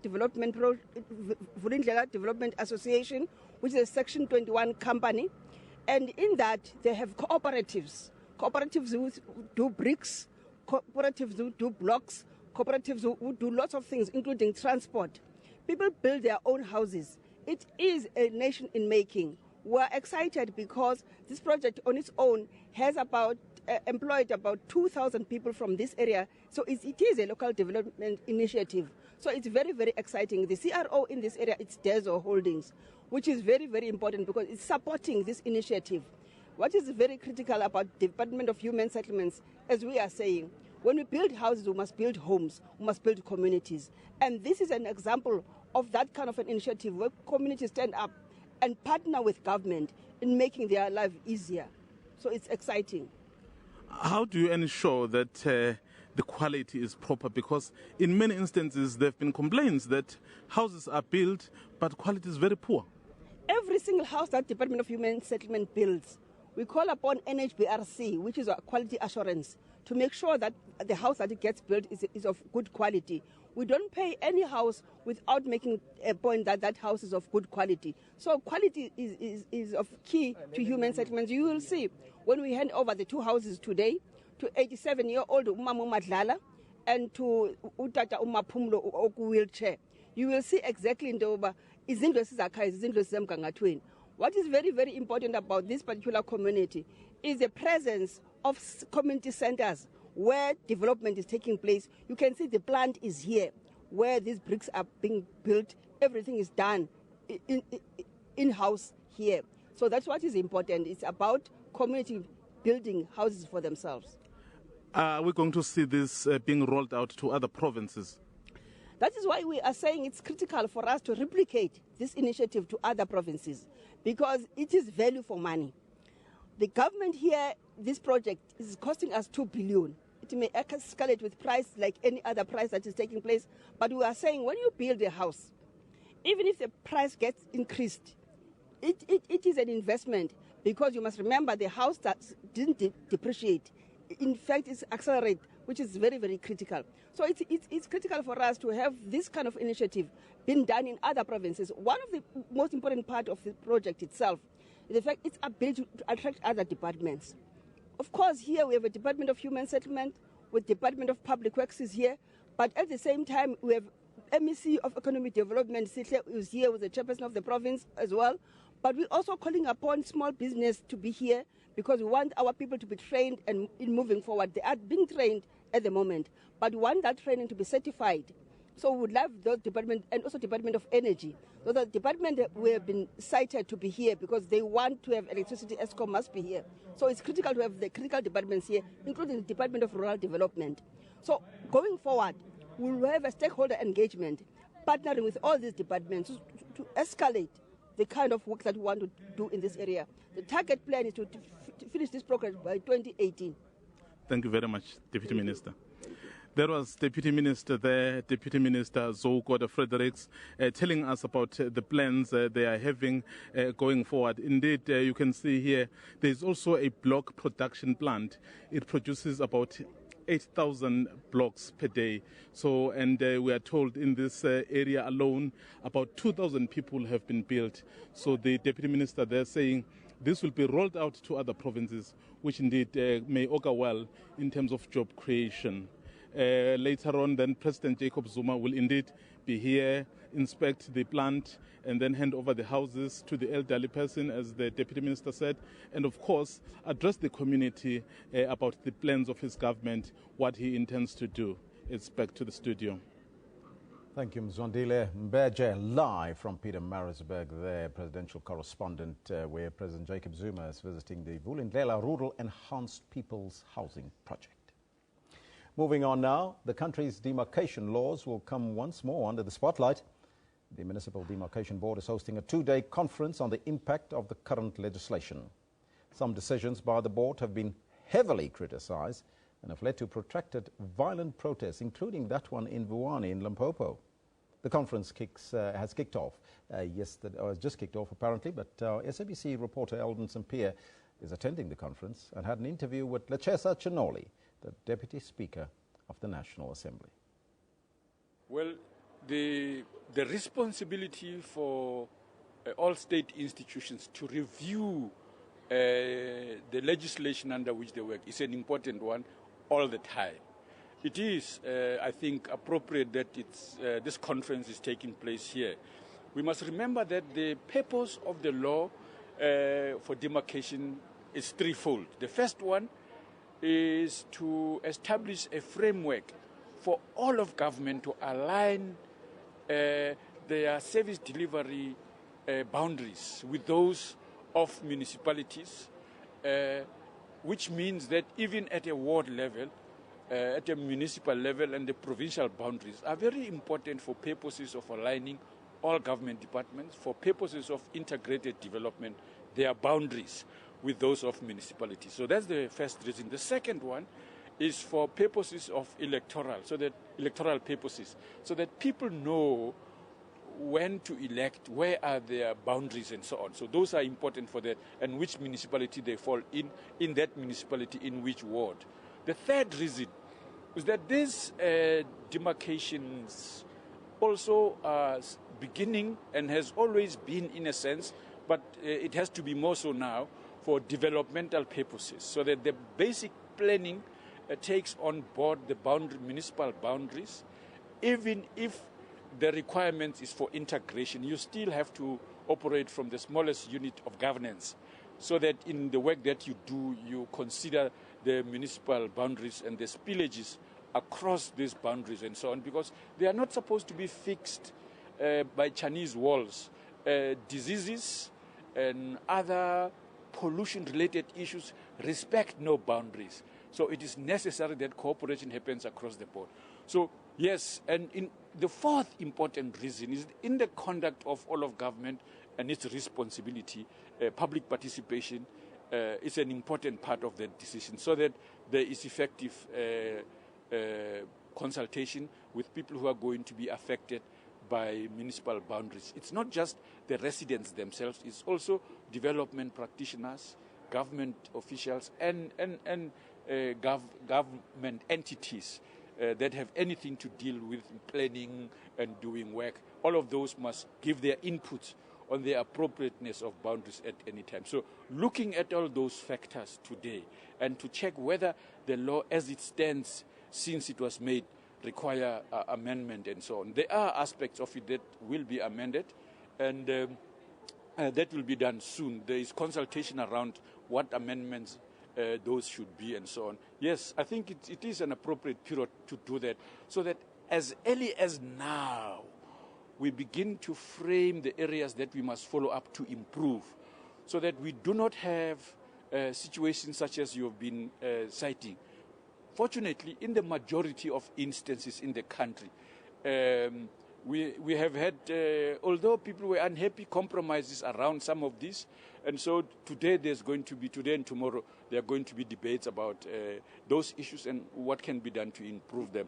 What factors perhaps we must begin to emphasize more in the quality of the work that gets done by the Demarcation Board. I think it alone is not adequate. It is all stakeholders who are affected by the demarcation process, the national departments, the provincial departments and governments, and municipal structures such as the South African Local Government Association. They are all impacted upon this, and in a sense they have some responsibility to bear, because the Demarcation Board as an independent body needs to consult, for example, with municipalities. So local municipalities, district and metro municipalities, including their associations, are critical role players in this process. Well, when we look at the establishment of the board back in 1999, was it? And one of the focus back then was around spatial transformation. And now the focus have shifted, because I think we had that ability to get spatial transformation. The focus now is on service delivery, whether we have municipalities that are sustainable enough to ensure that they deliver the services necessary to the population of South Africa. No, I don't think it started in 2009. Those purposes have always existed. In other words, that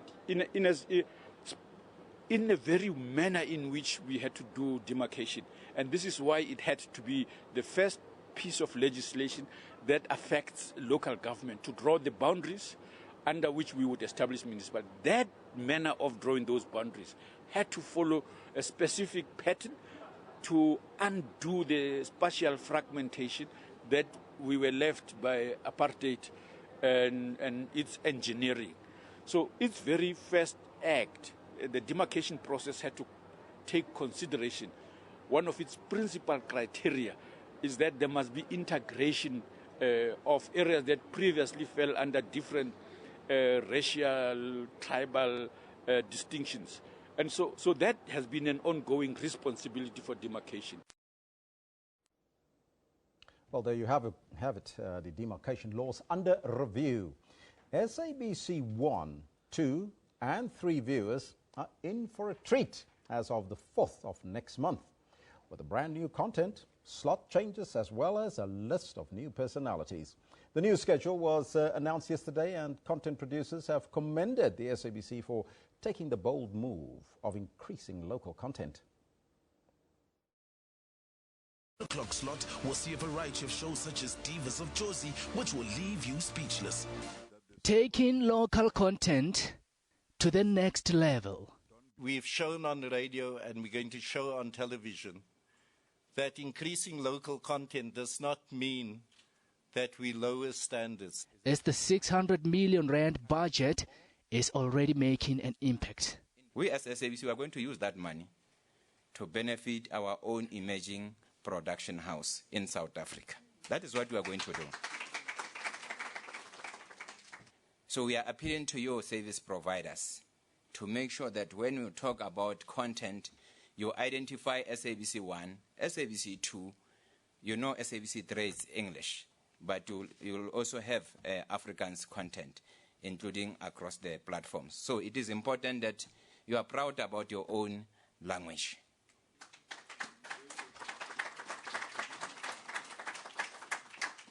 It's an opportunity that was once denied. Today I'm a fully fledged producer, and suddenly when I hear this vision of our COO saying that he's opening the doors to local South African identity holders, I was ecstatic. I came back into this country, and I want to inform every one of you that there are many South Africans like me that went away overseas because of no opportunity, and we are coming back into this country to put back into our country. And for producers like Sinini Mati, her new show Divas of Josie will be given the green light come July the 4th. We were not awarded these opportunities before. So it's a women-owned production house working with women. It's unheard of. It's about keeping talent at home. Making TV by South Africans for South Africans is a great move. And I mean, the excitement of taking talent that started at the SABC back home is also a big thing. We're going to be on 5 days a week, and we feel super privileged to be part of the show. SABC 2 news programming will also be changed. We've moved the Sotho news to 6:30. We've moved the Afrikaans news to 7:30. We've moved Seven de Land to 7 o'clock in order to create a schedule that flows and that's able to be competitive. A new SABC 3 logo was also unveiled, and so were new dramas, entertainment and current affairs offerings. From 90% local music to 80% local content on television. Monday, the 4th of July 2016, all new and current. Makakita Matlabe, SABC News, Johannesburg.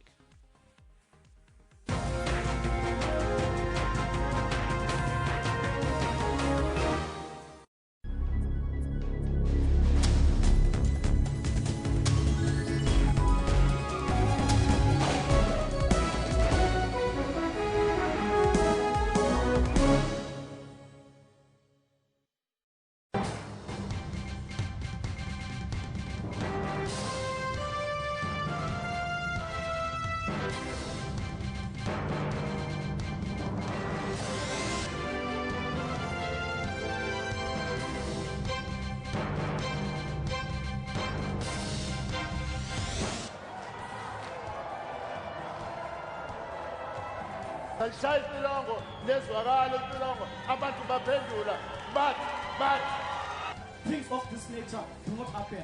I can have any copy for you. We are in this to win it. We love the people of South Africa and serve our people's interest in opposition. It's an admission that they will not win. Watching the Sunday Live Battlegrounds 2016 election debate.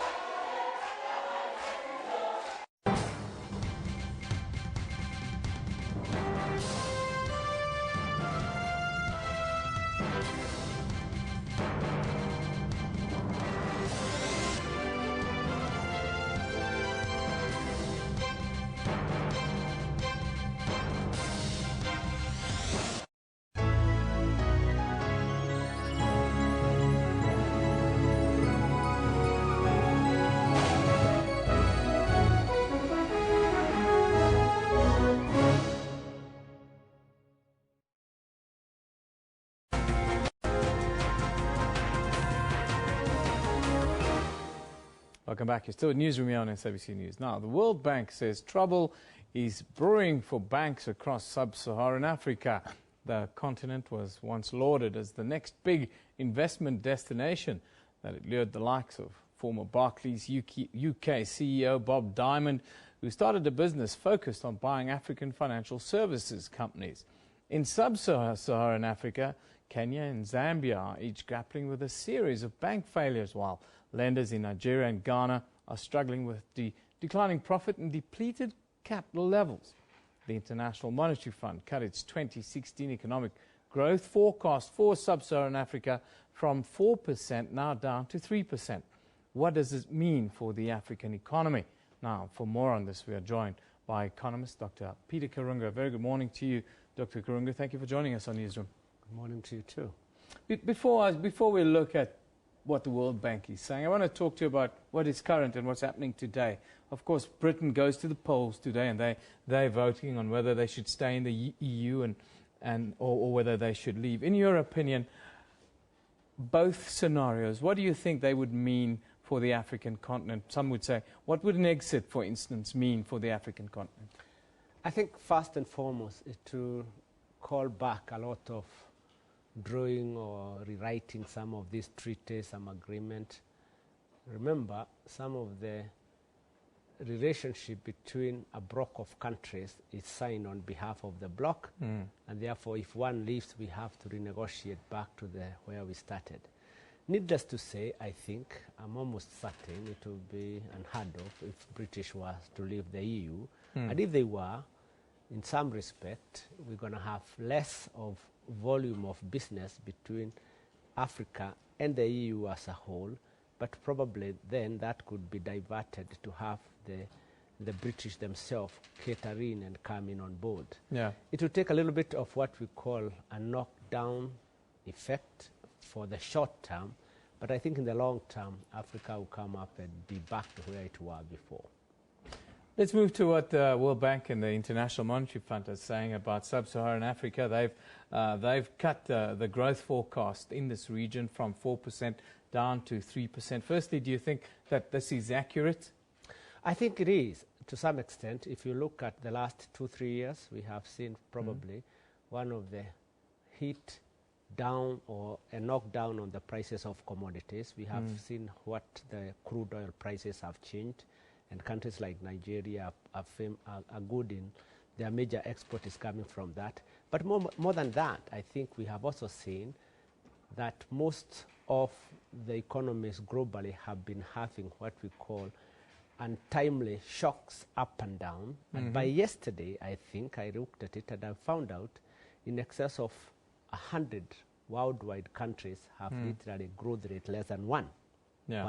In other words, if you look at the listing of the growth rate worldwide, 3% is on the higher side. Yeah. Safe to say is that in Africa, when anything it goes a little bit of a shock, the World Bank is up in arms. However, remember, we would wish we grow at 7%, 8%. Yeah.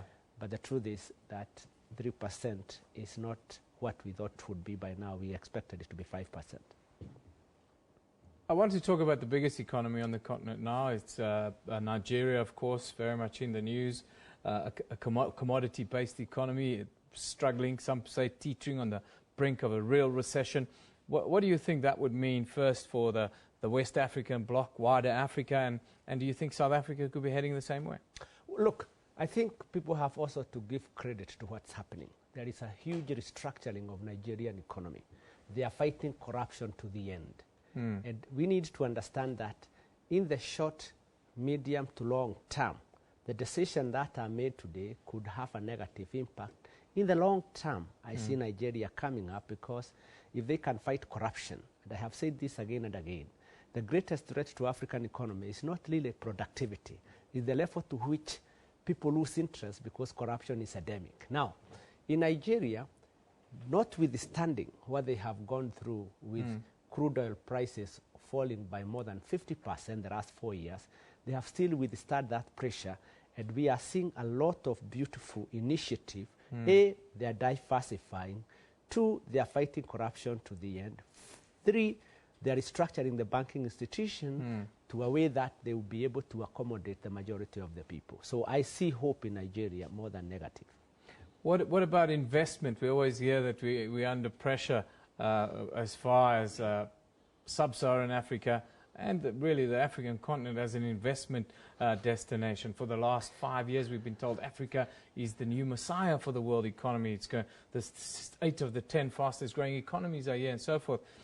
Is this investment still an attractive investment destination? Look, in the short term, the sentiment may be sounding negative. Let me assure you, there is not much else left. If you look at Latin America, if you look at it, there is not much we can talk about. Yeah. If you look at the Russian part of the world, there is not much to talk about.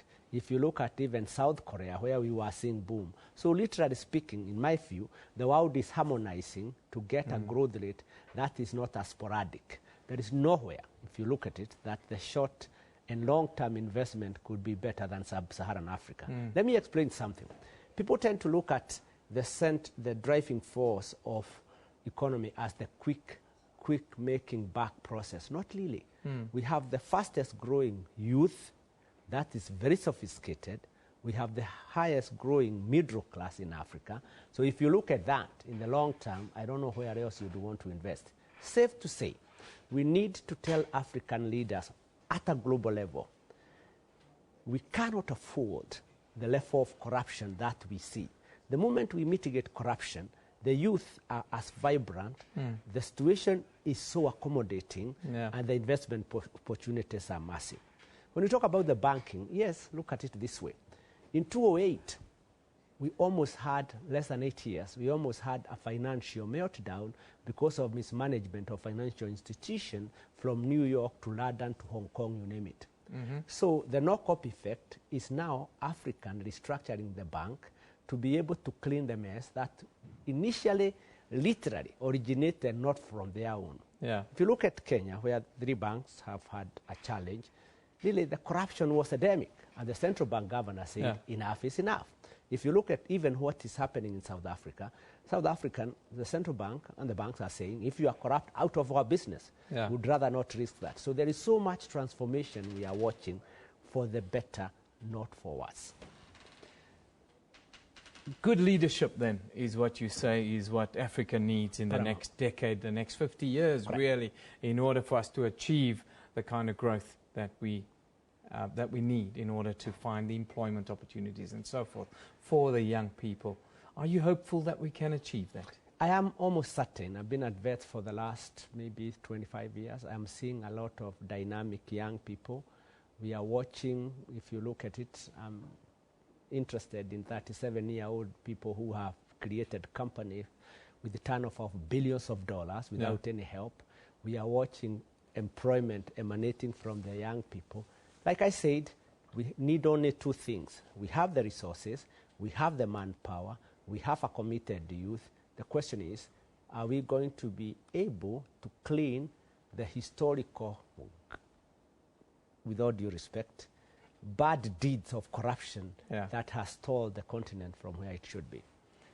Dr. Karunga, thank you for joining us. It is nice to hear that there's such a positive message coming from you, but it's in our own hands, as it were. Thank you for joining us once again. Most welcome. That's Dr. Karunga joining us today, of course, talking about Dr. Peter Karunga, talking about the sub-Saharan banks, the outlook also for the wider African economy. But let's take a look at what the newspapers are saying on the continent right now. We'll start in Zimbabwe, where the Herald reports that a firm hired to examine a dump at the state-owned Gwekwe roasting plant has indicated the residues have 3 tons of gold, mind you, worth around $122 million at current gold prices.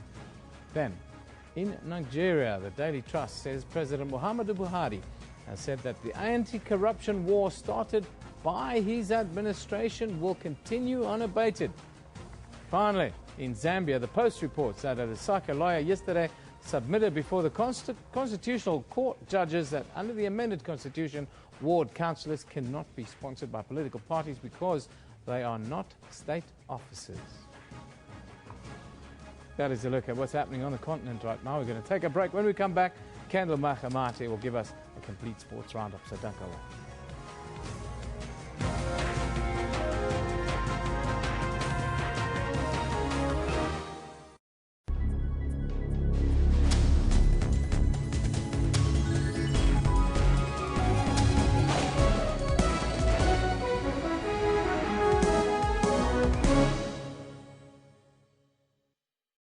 people are celebrating this June 16 like a festival. What has happened to us? I'm an African man.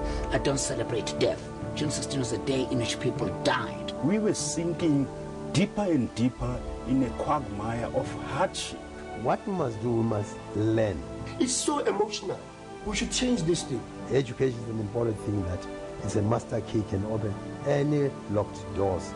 June 16 should be a day in which not only young people, but South Africa should sort of take a reflection and say, where do we come from? Where are we? Where are we getting to?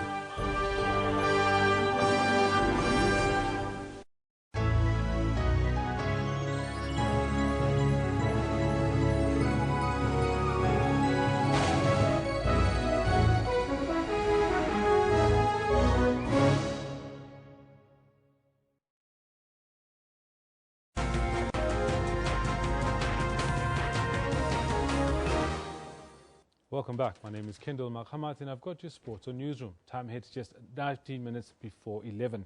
Now, top of our stories today, and due to popular demand, it's about Bafana Bafana, who are through to the final of the 2016 COSAFA Cup. This after loading it over 10 men Swaziland 5-1 at the Sam Nujoba Stadium in Katutura, Windhoek. It was only in the second half that Sheikhs Mashaba's troops fired, scoring 5 second-half goals to turn over the first half 1-0 deficit. Bafana will meet the winner of the second semi-final between DR Congo and Botswana. Game number 19 of this competition. Bafana renewed their rivalry with the Swaziland, looking to edge closer to their fourth COSAFA crown at the expense of their neighbours. Meanwhile, Swaziland were looking to cause another upset after stunning 2012 Africa Cup of Nations champions Zambia in the last 8 on penalties. Despite Swaziland's coach warning Bafana to guard against his team's attacking prowess, it was the South Africans who looked more promising early on. After South Africa failed to capitalize from their early dominance, Swaziland grew into the contest and looked more threatening. Wandan Hleko squandered a good opportunity to put his team ahead with the South African goalkeeper way off his line. However, minutes before the interval, Tony Tabetse put his team ahead after being put through by Felix Bedenhorst. Minutes into the second half, Swaziland's chances of reaching their first ever COSAFA final suffered a double blow, with the Siyabonga Ndluli receiving a second yellow and committing a foul in a dangerous area, which was converted by Orlando Pirates player Thabiso Kutumela. That was before Bafana made their man advantage count, scoring 2 goals in a space of 4 minutes. South Africa knocked the wind out of their opposition when second-half substitute Menzu Masuku completed his brace and scored Bafana's 5th goal in the contest. 5-1, that's how things ended. Joseph Mohale, SABC News. Now, staying with footballing news, Iceland, Hungary and Portugal have booked their places in the next round of the Euro 2016 competition. Iceland, who left it late to drop Portugal into third spot in Group F, will take on England in the next round. Portugal still qualify and will take on Croatia in the next round. It was raining goals in Lyon when Hungary and Portugal played in a Group F decider. The Hungarians were first on the scoreboard through midfielder Zoran Gerard. Oh, magnificent! Portugal had created all the play and pushed hard for an equaliser. And in the 42nd minute, the Portuguese were rewarded for the hard work when Nani made a blind run and scored the equaliser. After the half-time break, the action continued and Hungary scored their second goal through a well-taken free kick by Hungarian midfielder Balazar Zuzak. The Portuguese were not to be outdone and their captain Cristiano Ronaldo scored his first goal of the tournament. It's Ronaldo! Oh, sensational! Cristiano Ronaldo has levelled it up for Portugal. If you thought that was the end of the party, you were definitely wrong. The Hungarians still had more entertainment as they took the lead through another well-taken goal by Zuzak. He's got another one! Ronaldo was not missing out on this goal fest and he scored yet another equaliser through a beautiful header. It's Ronaldo! Who else? Meanwhile in St. Denis, Iceland, who were leading 1-0 at half-time, left it late to beat Austria 2-1 and leapfrog Portugal into second spot in Group F. It is done and dusted. Traustason. Cristiano Ronaldo's 2 goals, though, were not in vain as they helped the Portuguese qualify for the next round, where they will take on Croatia, who beat champion Spain on Wednesday evening. Now, Russia's weightlifters face being banned from the Rio Olympics, subject to confirmation by the International Olympic Committee. in another collective doping sanction to hit the country. Now, just days after its track and field team suspension from the 2016 Games was upheld, Russia's weightlifters are now also said to be suspended from the Olympics. The International Weightlifting Federation said it had taken 11 places away from teams who'd committed 4 or more doping offences in 2015. 2 of those teams are Russia and Kazakhstan, so the sanctions could yet be overtaken by a team ban. The others were Azerbaijan, North Korea and Moldova, 2 places each and 1 for Belarus. The IWF also vowed to toughen its anti-doping policy in future, threatening to ban nations who had the worst doping record during an Olympic qualifying period. It also said it would set up a task force which aimed to test every athlete who will be competing at the Rio Olympics. The Olympic bans take to 4 the number of nations who will not be allowed to compete this year in Rio. It includes Bulgaria, who had 11 lifters testing positive last year at a training camp, as well as Romania and Uzbekistan. Now, to take this very hot topic further, we're joined now by Deputy Sports Editor for SABC News, Janet Witten. Good morning, Janet. Thank you for coming through to Newsroom. My pleasure. Janet, it's a very big topic, and it's been brewing for some time since the IWF doping scandal broke last year.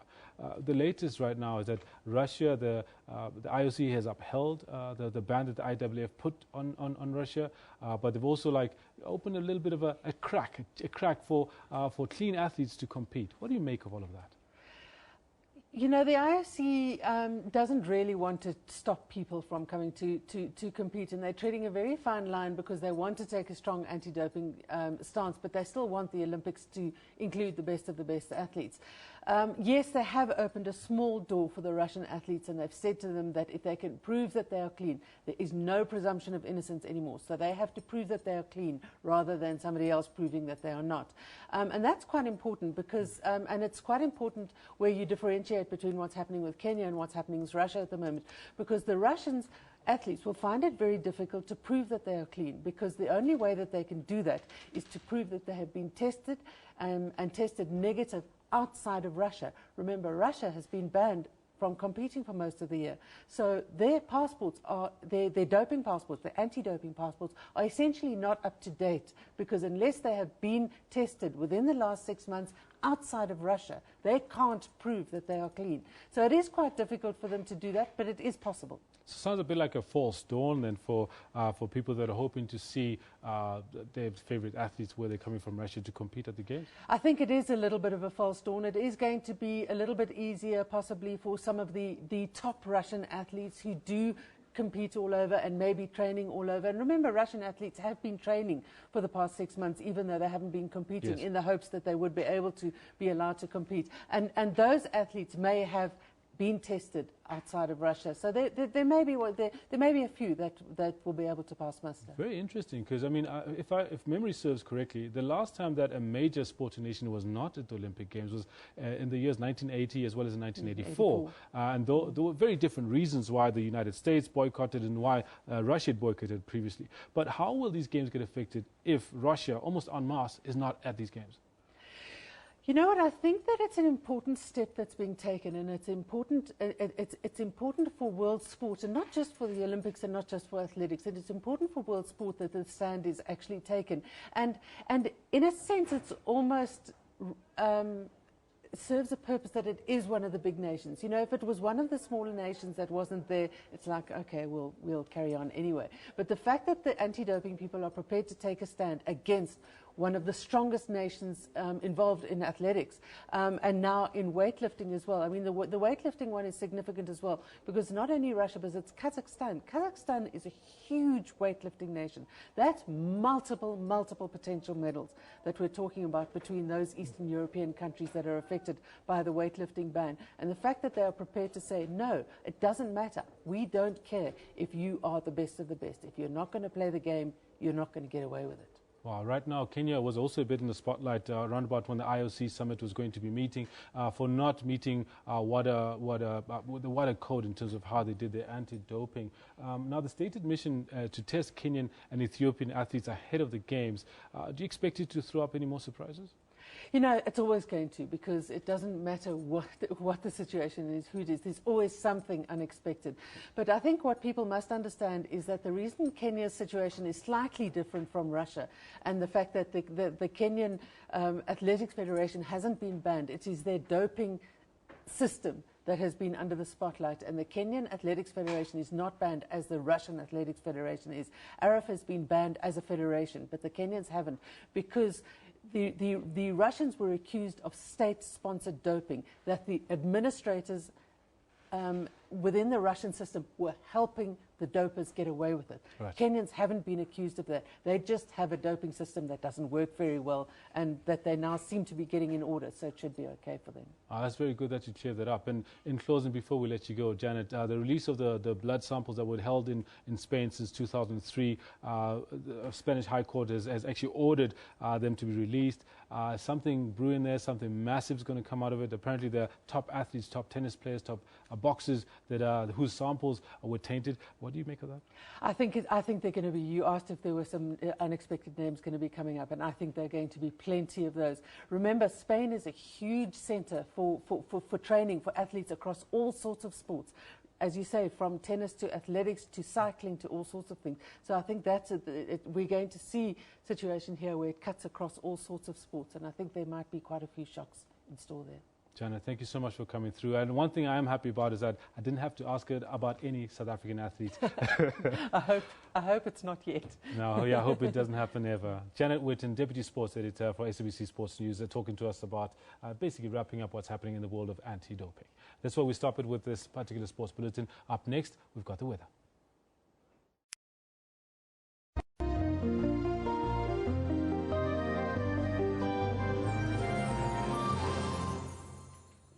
Welcome from the weather desk. South Africa is expecting another chilly day, especially towards southwestern regions. If you are in the Sutherland, temperatures for you there at only 16 degrees. Some particular skies are expected from Pietermaritzburg going up into towards the northern part of KwaZulu-Natal, into Mpumalanga, as well as over some parts of Limpopo province. Otherwise, for tomorrow, clear conditions right across the Republic, but there is a cold front approaching, so it's going to lead to temperatures dropping quite a bit towards the Western Cape province.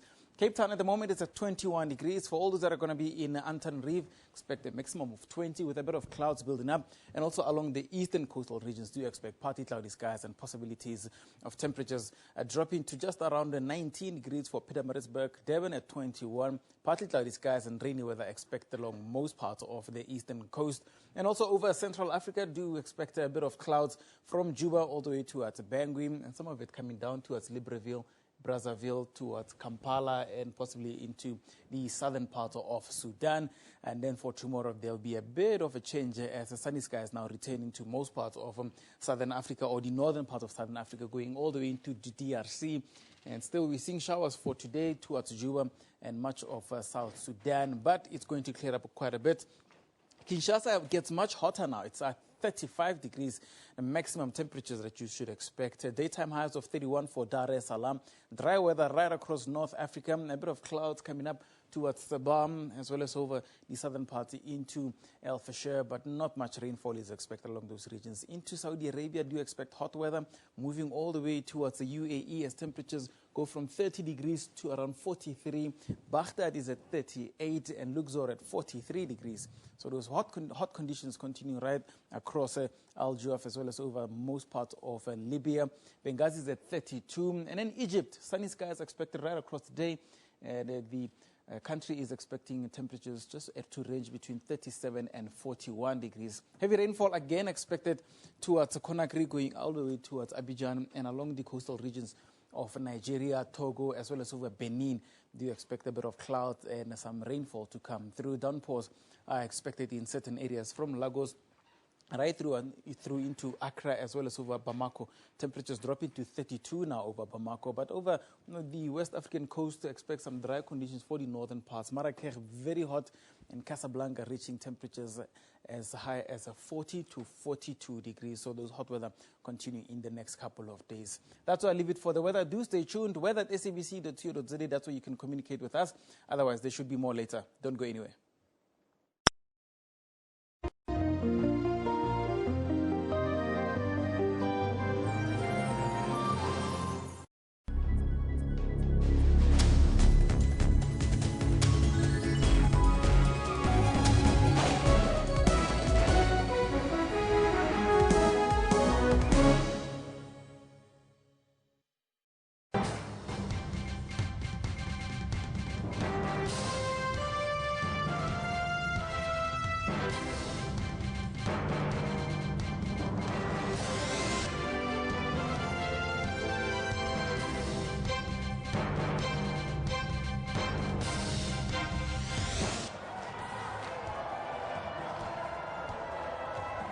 salishaya ipilongo lezwakala ipilongo abantu baphendula but things of this nature do not happen. I can have any copy for you. we are in this to win it. We love the people of South Africa and serve our people's interest in opposition. It's an admission that they will not win. You're watching the Sunday Live Battlegrounds 2016 election debate.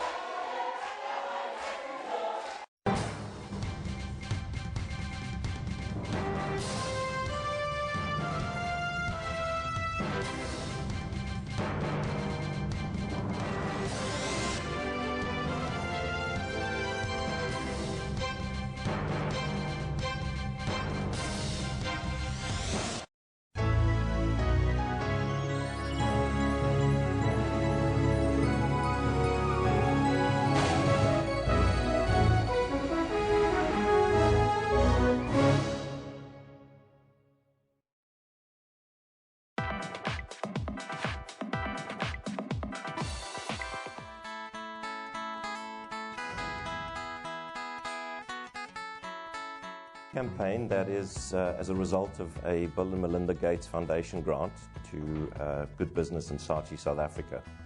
We've developed this campaign specifically to encourage the prevention of the bacterium.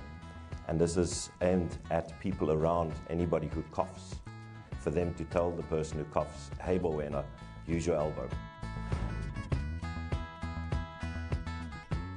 Motivation was really coming from the Bill and Melinda Gates Foundation, who are involved in a number of projects in South Africa. And one of the biggest challenges, as previously been said, is TB in South Africa. And the motivation is to affect behavior change, particularly with people who cough and who may be carrying the bacterium. So encouraging people to use their elbow clearly would reduce the spread of that airborne bacterium. Because the bacteria can live for 24 hours plus, you know, when you cough in your hands, you invariably touch hard surfaces or other people's hands, and thereby spreading the bacteria. When you use your elbow, though, it significantly reduces that risk, because most of the bacterium that you coughed out stays on your elbow or on your sleeve. It's such a light-hearted, easy way to get people to change their behavior, and therefore we believe it would be successful. When you have a cough or if you have chest pains, think about your friends, think about your friends. When you feel a fever or if you sweat at night, look out for the signs, look out for the signs. I go when I hate, use your elbow when you cough. I go when I hate, use your elbow when you cough. Hey, hey, Nina, hey, use your elbow when you cough. Hey, hey, Nina, hey, use your elbow when you cough.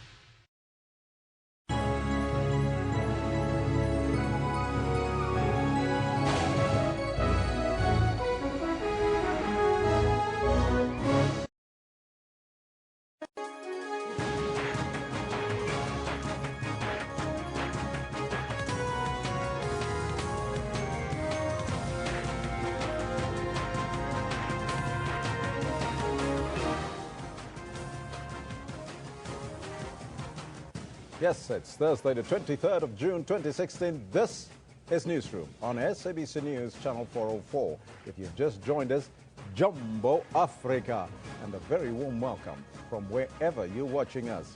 We're also broadcasting live from our Auckland Park studios in Johannesburg to the rest of the African continent. I'm Elvis Preston. I'll be with you until 12. We're also streaming live on YouTube with the entire show now available on your YouTube channel.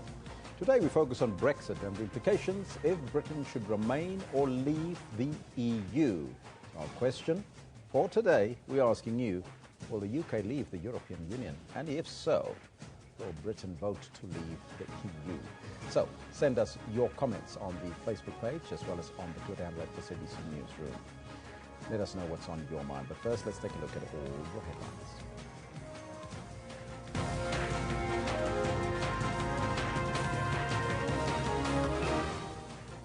Reports of sporadic violence and looting continues in some parts of Tshwane Metro.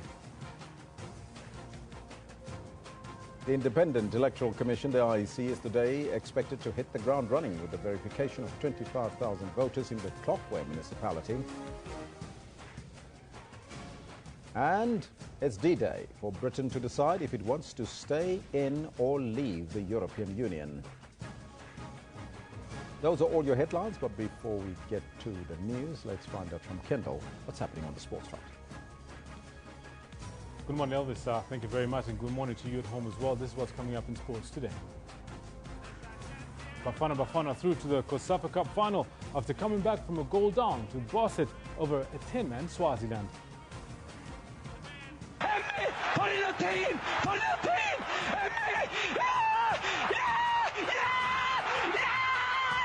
And one of the most passionate pieces of commentary in recent times, sparked by Iceland stunning Europe and advancing to the round of 16 after beating Austria 2-1 for their first ever European Championship victory. And when it rains, it pours. Now, Russia's weightlifters are also facing an Olympics ban as results from retrospective doping tests for 2008 and 2012 start coming in. That's what we've got for you in terms of the sports. We've got all of that for you at about 11:40, but for now, it's back to Elvis President, who's got the news.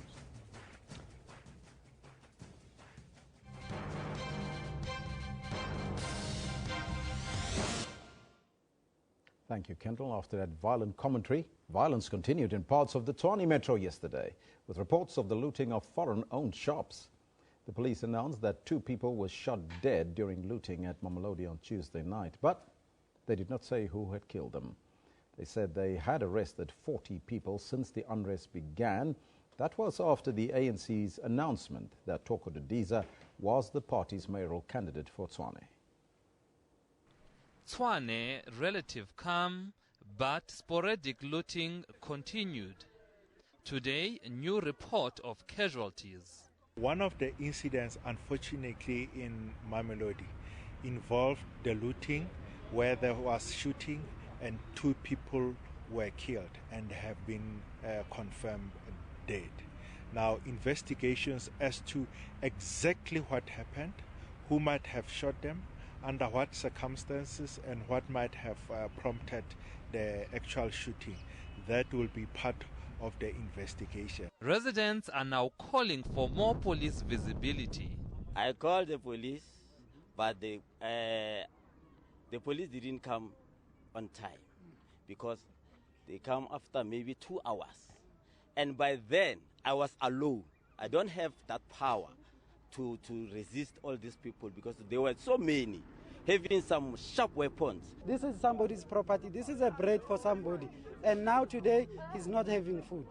They took fridges, stock, everything. Tshwane police have called on residents to be vigilant. Yes, there are challenges, but it is not like everything has collapsed. You have seen yourself, the CBD is still running.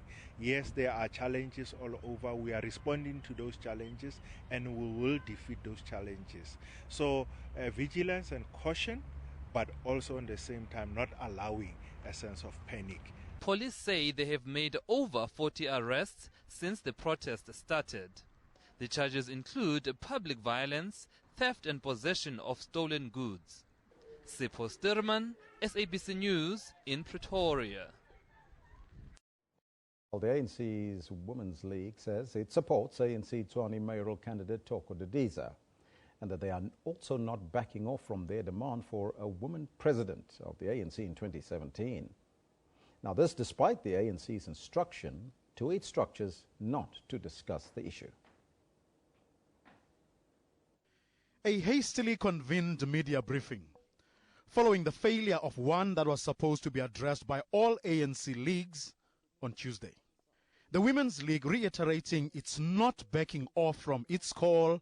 We are not going to back down on our call that come the 2017 elective conference of the ANC, we want to see a female candidate standing as the next president of the African National Congress. We have not discussed it in the structures.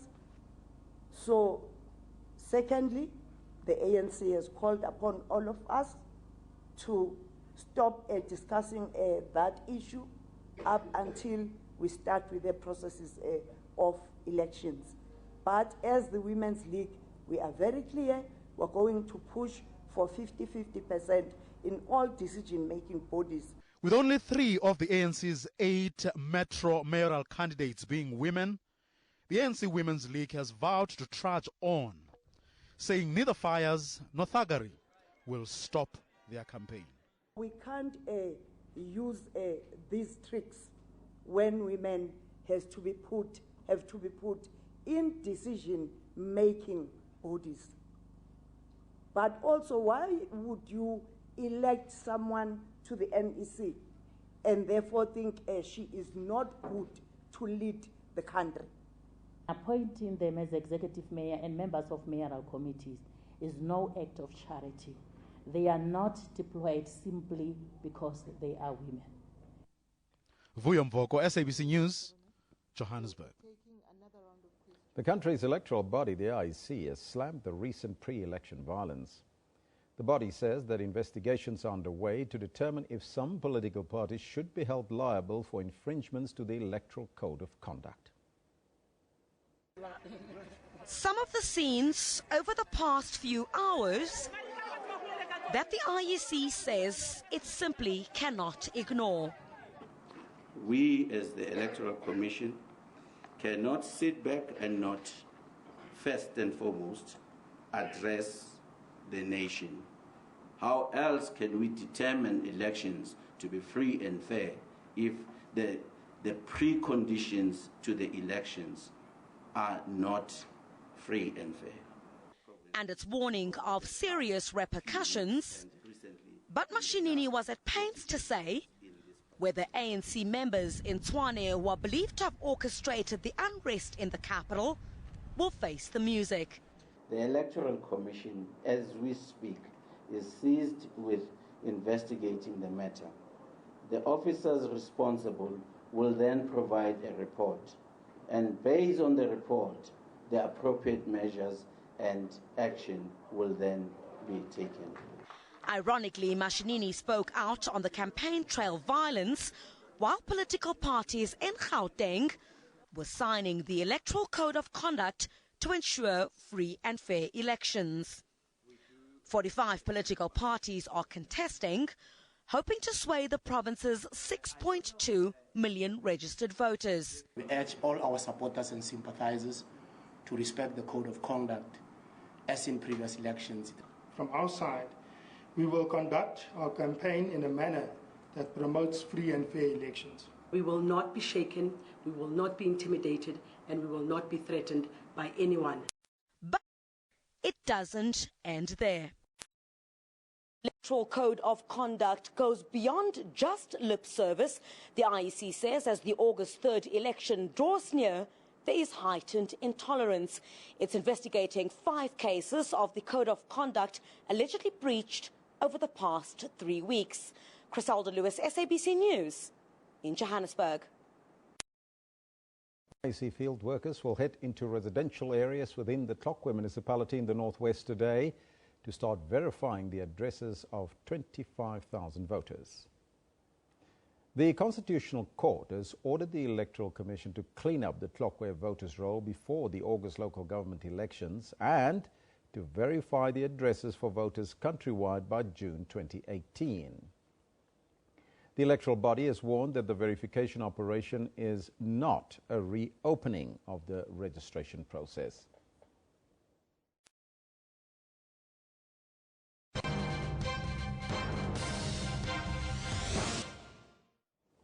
Now, Brexit today, we're asking you that question, of course. Will the UK stay in the European Union or not? I'd like to get your thoughts on that matter. Will Britain vote to leave the EU today, or will they not? We'll take your comments and we'll read them a little bit later, and tomorrow we'll take the discussion further after the referendum with Professor Parsons. But remaining with Britain's referendum on whether they are leaving or staying within the European Union, yesterday our digital news department spoke with our correspondent in England, Dan Whitehead, about Britain's possible exit from the European Union. Let's take a look at what he had to say.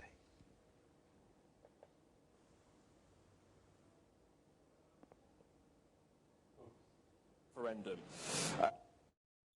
14% of the British public simply don't know which way they're going to vote, whether or not they're going to decide to leave or to stay in the UK. So it is a very difficult decision, and it is difficult for the politicians, and it has been difficult for them to convince the British public, those undecided people, that they should go their way. We've seen today the British Prime Minister, David Cameron. He's been out on the campaign trail to the west of England, where he has repeated really the slogan of the Remain campaign, which is that the UK will be stronger, it'll be safer, and it will be better off if it stays inside the EU. His argument is... there we go, lots of campaigners out and about. David Cameron's argument is that it will be stronger because if the UK leaves the EU, it will diminish the power it has. It won't have a voice inside the EU. The rules are still being made, but as David Cameron puts it, will be inside, looking through the window, unable to affect policy. It also says that the UK, David Cameron says that the UK will be better off because if we leave, we won't have access to the single market, the 500 million people in the EU where we do a lot of trade with. And more on that in a moment. But he says that if we leave, we financially will be worse off. It'll cause turmoil, not only in the immediate effect on the markets, but in the long-term impact. He believes it will hit GDP, and he believes that it will hit families hard. The figure being quoted by the Remain campaign is that some £4,000 a year will be lost from family income. So that's been one of the big messages from David Cameron. Of course, the same day in this last campaign we've heard from the Leave side. Those prominent campaigners include Boris Johnson, the former London mayor. Now, he believes that Thursday tomorrow should be the Independence Day. 23rd of June should become the UK's Independence Day from the EU. He says that it's time to take back control, and that is the message from the Leave campaign. Nigel Farage, who is the leader of the UK Independence Party, says that people should head out to the polls and really vote with their soul on Thursday, saying that it is time to take back control. And one of their main arguments, really, for the Leave campaign comes down to immigration, saying that as long as we stay inside, as long as the UK stays inside Europe, we can't control the number of people coming from inside the EU. Now, that figure currently stands at around 180, just more than 184,000 people. And David Cameron, the Prime Minister, had promised previously to bring net migration down to below 100,000. That hasn't been achieved by any stretch of the imagination. But what is interesting on the immigration argument, and this is how the Remain camp retaliate, is that actually far more people come to the UK from outside of the EU, from countries such as South Africa, India, China, plenty of other places, and actually that won't change whether we stay inside the EU or we leave. So those are some of the big arguments which are being made on this final day of campaigning. Trade, of course, is one of the major issues which is being discussed. And indeed, trade with South Africa. The UK is South Africa's fifth biggest trading partner, so it's important. And in the last week, I've been speaking to South African businesses, the South African Chamber of Commerce here in the UK, who represent South Africans here in Britain running businesses. Now, the Chamber of Commerce's view is that it'll be better for South African businesses to stay, if the UK stays as part of the EU. And that is because currently the trade deal, most of the trade deal which the UK operates with South Africa, is the one set up by the European Union. So a lot of the South African businesses are telling me they're worried because they don't want to rock the boat. They don't want to destabilise their business after, the financial crash, which wasn't too many years ago, and of course many businesses still reeling from that, and they don't want to rock the boat any further. And that is the argument. The flip side to that, and those people who believe that we should get out, and there are many business owners who do want to vote leave on Thursday, their argument is that actually we can really start to do our own trades. We're the 5th biggest economy in the world, and we'll be absolutely fine if we leave the European Union. We could strike our own trade deals with countries like China, like America, like South Africa, and that we will thrive economically if we leave. And so those are the arguments there from both sides when it comes to trade and immigration, which are really the two hot topics of this EU referendum. Now, a few of you have been asking your questions here. When do people go to the polls? So just to explain how this process works, it's not too dissimilar to how a general election works here in the UK, but of course the question is more simple on the ballot paper. So people will be voting from 7 in the morning, which is UK time, 8 a.m. South Africa time. They'll be heading to the polls right across the United Kingdom. And those people from the Commonwealth who are residents here in the UK also are eligible for a vote, as are people in Gibraltar, the British territory at the bottom of Europe, just below Spain. So they will be heading to the polls from 10 a.m. There are around 44 million eligible voters in the UK who can cast their ballots. The vote, someone's just saying, will the vote be electronic? No, that's not been introduced yet, although I imagine that's pretty inevitable eventually, but certainly not for this referendum. The voting will stay open across the UK until 10 p.m, so 11 o'clock in the evening, South Africa time. That is when the polls close, and then, of course, the count begins. The count takes place at around 380 local counting centres right across the UK, from the tip of Scotland right down to the bottom of Cornwall in the southern part.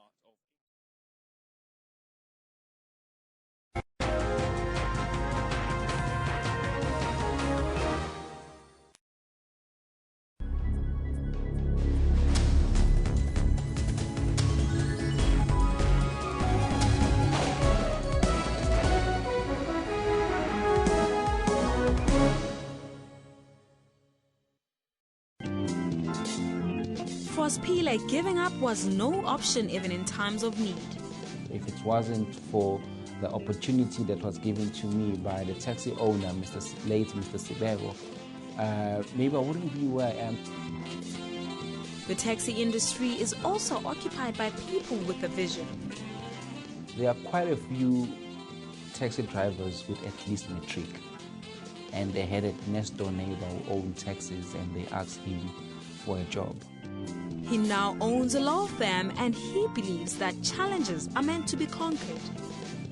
Once you step on top of them, you are able to be on another level, and they remain under your feet.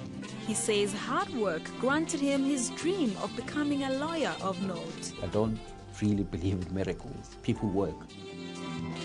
Join Puleng Mulibati every Friday at 17:30.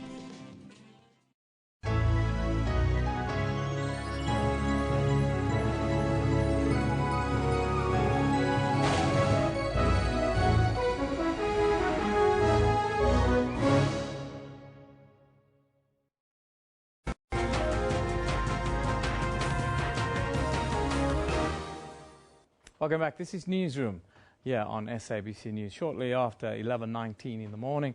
Now, time to take a more regional focus on the news here on Newsroom. Teaching and learning has grounded to a complete halt in Vuwani, we can report. While learners are sitting at home, their counterparts around the country are sitting for half-year exams. More than 53,000 learners, including 2,600 matriculants, have been affected by this. Officials from the Department of Basic Education are in the area to assess the situation on the ground. Now, last month, the department delivered temporary classes to get teaching and learning underway. More than 20 schools, of course, were burned following protest action sparked by a dispute to relocate Vuwani and surrounding villages to a new municipality. Now, for an update, in the Polokwane studio this morning. We are joined by SATU, as Limpopo Provincial Secretary, Matome Rapasha. A very good morning to you, Matome. Thank you for joining us here on Newsroom. Good morning to you and good morning to the viewers at home. Just give us a quick update, Matome. What's the latest with regards to teaching and learning in Vuwani?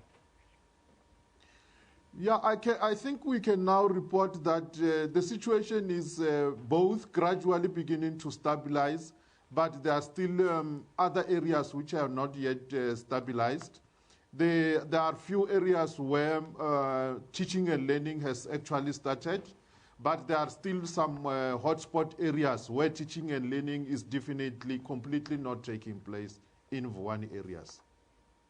Matome, what about your members? Your members are not working at the moment. What's their reaction to that? No, we've got some, like I said, that some of the schools are back on classes. Therefore, that indicates that some of our members are back into the classrooms, they are teaching. In those areas where it is still volatile, it's very difficult for our members to go back to those particular areas. But we must emphasize, like we did in the past, that our members have always demonstrated a readiness to go and teach, as long as there is some element of safety in the schools. So you say the scenario right now is still safety, you fear for the safety of the members, and it's not a scenario about not using the temporary classrooms. Is that accurate? Pardon? Your members, the reason why you're not in the classrooms because you fear for your safety. Is that accurate? Yes, that's the main issue. Most of our members who are not yet back in the classrooms is on the basis of their safety. It's not yet secured can allow both the teachers and learners to go back to those particular affected schools, because some kind of threats are still prevailing in those particular volatile areas. So once safety is guaranteed in those particular areas, our members have always been ready to go back to schools and teach. You say some areas. Can you tell us which those areas are where the threats still are, and what do you think is needed to normalize the situation there? These are a few areas around the Mashau area, around Feyeboom, and other neighboring areas. I think what is critical is that there's a need for those community structures that have actually, in the initial stage, called for the shutdown, to call for another meeting again, so that our people and the communities, parents as well, can be guaranteed that if they go back to schools, they will be able to go on and teach and learn without any disturbance. So we are calling on the community structures that are actually responsible for this kind of situation to make a call that if teachers and learners will go back to the schools, their safety will be guaranteed, and then teaching and learning will not be disturbed. Now, we understand that officials from the Department of Basic Education, they are on the ground right now in the area, busy trying to normalize the situation. Have you communicated with them, and perhaps more importantly, how can the both of you contribute to normalizing the situation? Indeed, I think we really want to appreciate the efforts that have been demonstrated by our members in particular, by the Department of Education as well, and other non-governmental organizations. Just yesterday, we had a meeting. In the meeting, we were discussing about the possibilities of ensuring that at least we target for the matriculants so that we are able to assist them. We take the matriculants out of the Vuwani areas, take them to catch-up programs where they would be taught and where they would be given an opportunity after being taught to write some of those particular tests or tasks that they have missed, so that we are able to assist them or enable them to be able to write examinations. They will remain in those particular camps up until that time when the situation in Vuwani is actually being stabilized. So we really appreciate the efforts that have been made by the department with the stakeholders and non-governmental organizations that are trying to assist in this situation. Now, it's already running into July. It looks like the situation is still not being sorted out. Must we declare 2016 as a wasted year for students and teachers, or do you think the year can still be salvaged? No, I think it can still be salvaged.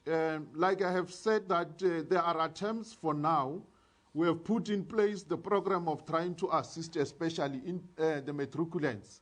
Like we said that they will be taken out of the area, be put into some camps where they will be taught in terms of the work that has been missed up to so far, and so that they can actually cover up. They would also be taught in terms of the work going forward and be assisted that they must be able to write their trial examinations so that come the end of the year, especially for matric, they are able to write their final year examinations.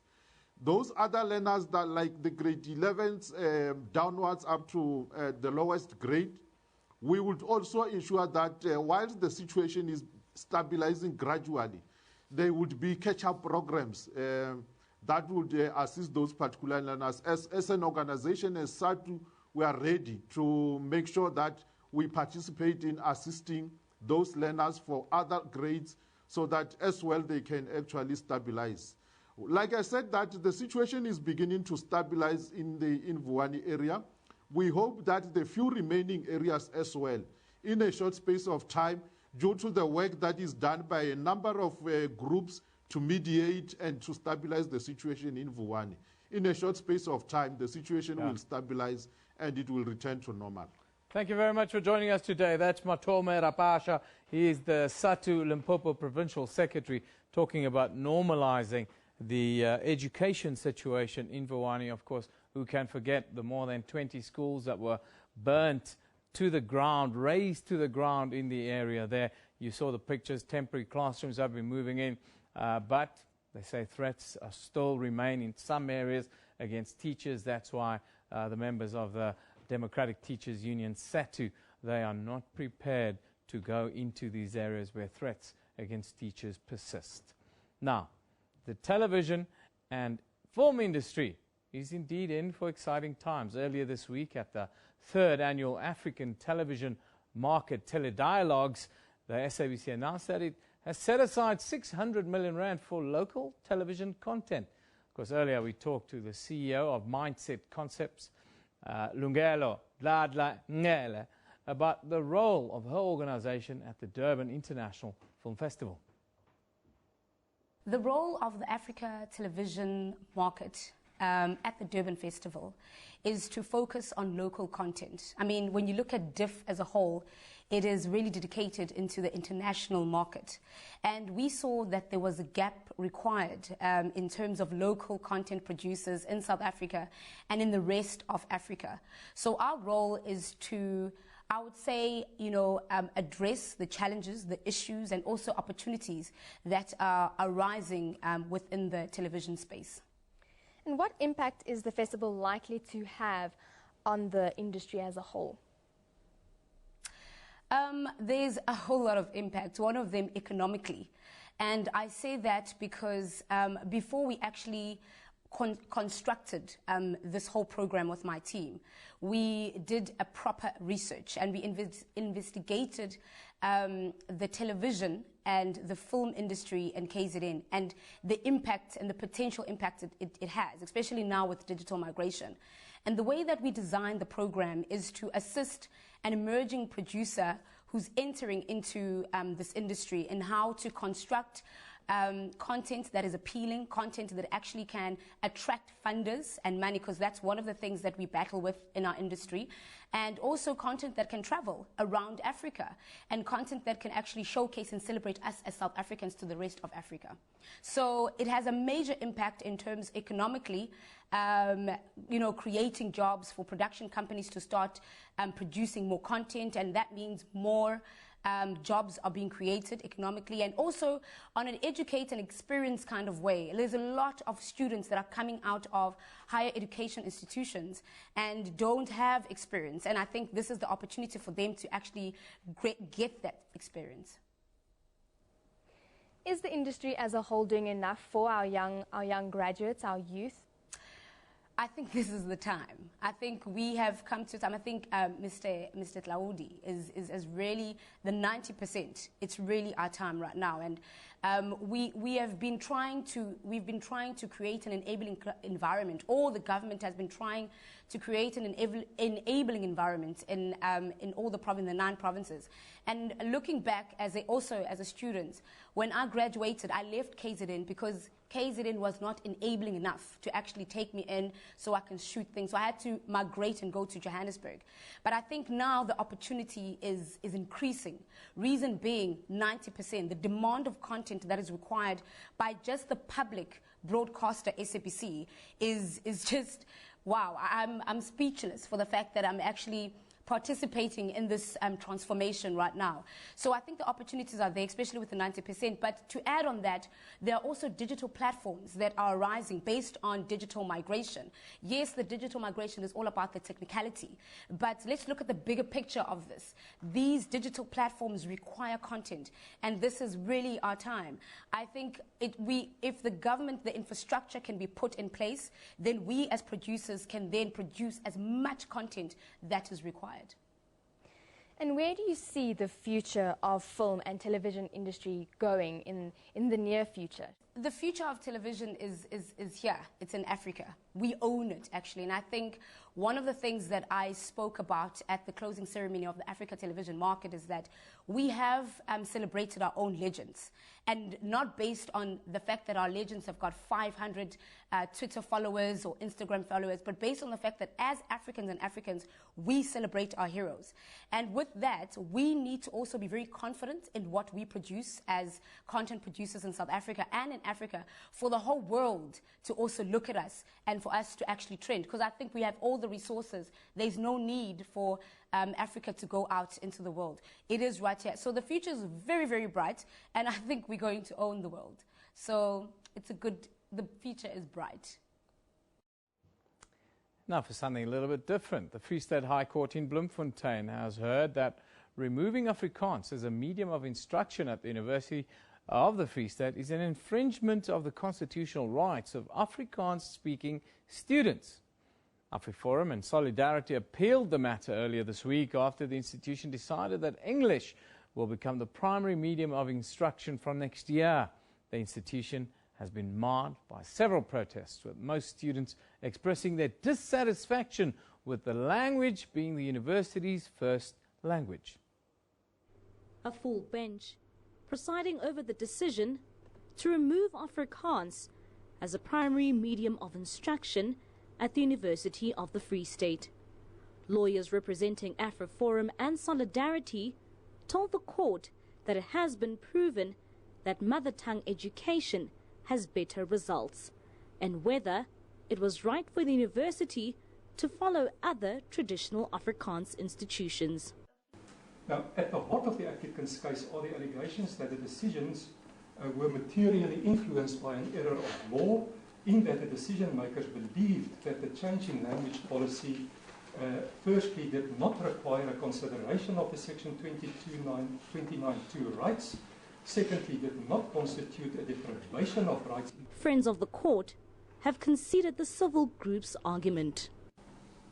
Everyone has the right to receive education in the official language or languages of their choice in public educational institutions where that education is reasonably practicable.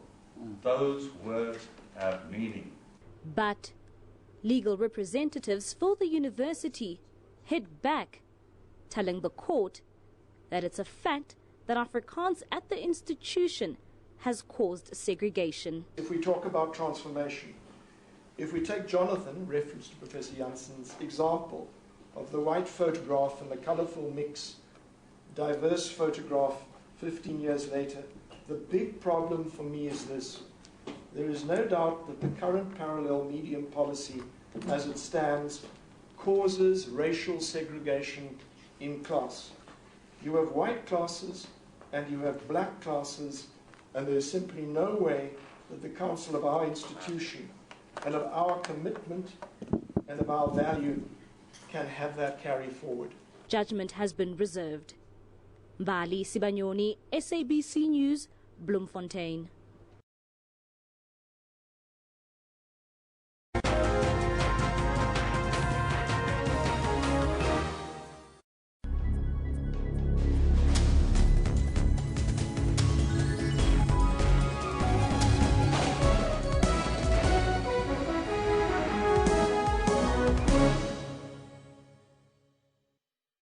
Are celebrating this Junjunjis thing like a festival. What has happened to us? I'm an African man.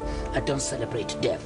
June 16 was a day in which people died. We were sinking deeper and deeper in a quagmire of hardship. What we must do, we must learn. It's so emotional. We should change this thing. Education is an important thing that is a master key can open any locked doors. June 16 should be a day in which not only young people, but South Africa should sort of take a reflection and say, where do we come from? Where are we? Where are we getting to?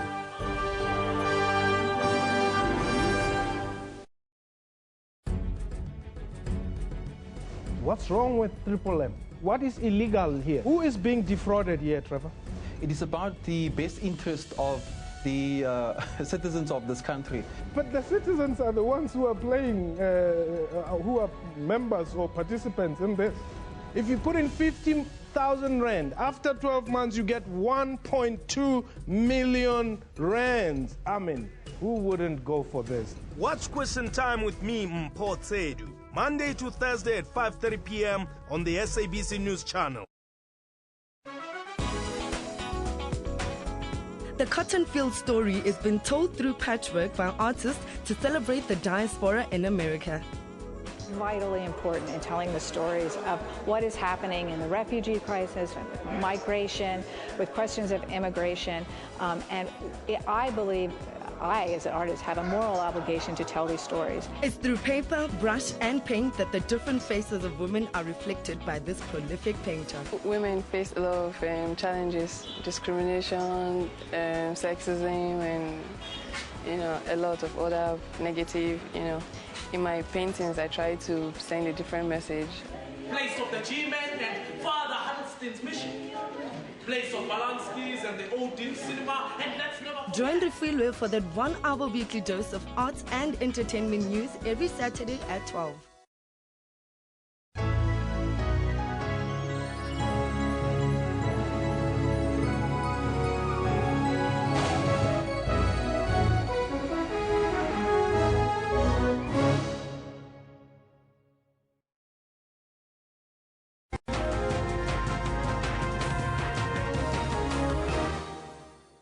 Good morning, welcome back. Now, the Springboks are putting the final touches on their preparations for the third test against Ireland in Port Elizabeth on Saturday. The team is preparing for an all-out assault by the Irish in the series decider. Coach Alistair Coetzee is set to name his squad at 1 o'clock today. A number of changes to the starting lineup is expected. 8 men Warren Whiteley and wing Ruan Combrick look set to start after their outstanding performance last weekend. Coetzee also expects a tight and hard game in the first half and said he will choose his replacements as the guys to finish the job in the second half. The coach also expects the team not to repeat the mistakes made in the first 2 games. Ireland is also set to announce its playing 23 this afternoon. A full house is expected at the Nelson Mandela Bay Stadium, with only a small number of tickets still available. Now, Bafana through to the final of the 2016 COSAFA Cup after lording it over 10 men Swaziland 5-1 at the Semnujoma Stadium in Katutura, Windhoek. It was only in the second half that Sheikhs Mashaba's troops fired, scoring 5 second-half goals to turn over the first half 1-0 deficit. Bafana will meet Botswana in the final. Game number 19 of this competition. Bafana renewed their rivalry with the Swaziland, looking to edge closer to their 4th COSAFA crown at the expense of their neighbors. Meanwhile, Swaziland were looking to cause another upset after stunning 2012 Africa Cup of Nations champions Zambia in the last 8 on penalties. Despite Swaziland's coach warning Bafana to guard against his team's attacking prowess, it was the South Africans who looked more promising early on. After South Africa failed to capitalize from their early dominance, Swaziland grew into the contest and looked more threatening. Wanda Nhleko squandered a good opportunity to put his team ahead with the South African goalkeeper way off his line. However, minutes before the interval, Tony Tabetse put his team ahead after being put through by Felix Bedenhorst. Minutes into the second half, Swaziland's chances of reaching their first ever COSAFA final suffered a double blow, with the Siyabonga Ndluli receiving a second yellow and committing a foul in a dangerous area, which was converted by Orlando Pirates player Thabiso Kutumela. That was before Bafana made their man advantage count, scoring 2 goals in a space of 4 minutes. South Africa knocked the wind out of their opposition when second half substitute Menzu Masuku completed his brace and scored Bafana's 5th goal in the contest. 5-1, that's how things ended. Joseph Mohale, SABC News. Now staying with soccer but taking it to Europe this time, Cristiano Ronaldo led Portugal to the UEFA Euro 2016 round of 16 following an entertaining 3-3 draw against Hungary in a Group F match last night. In the other Group F match, Iceland's fairy tale continues as they kicked Austria out of the tournament with a last-minute winner to advance to the last 16.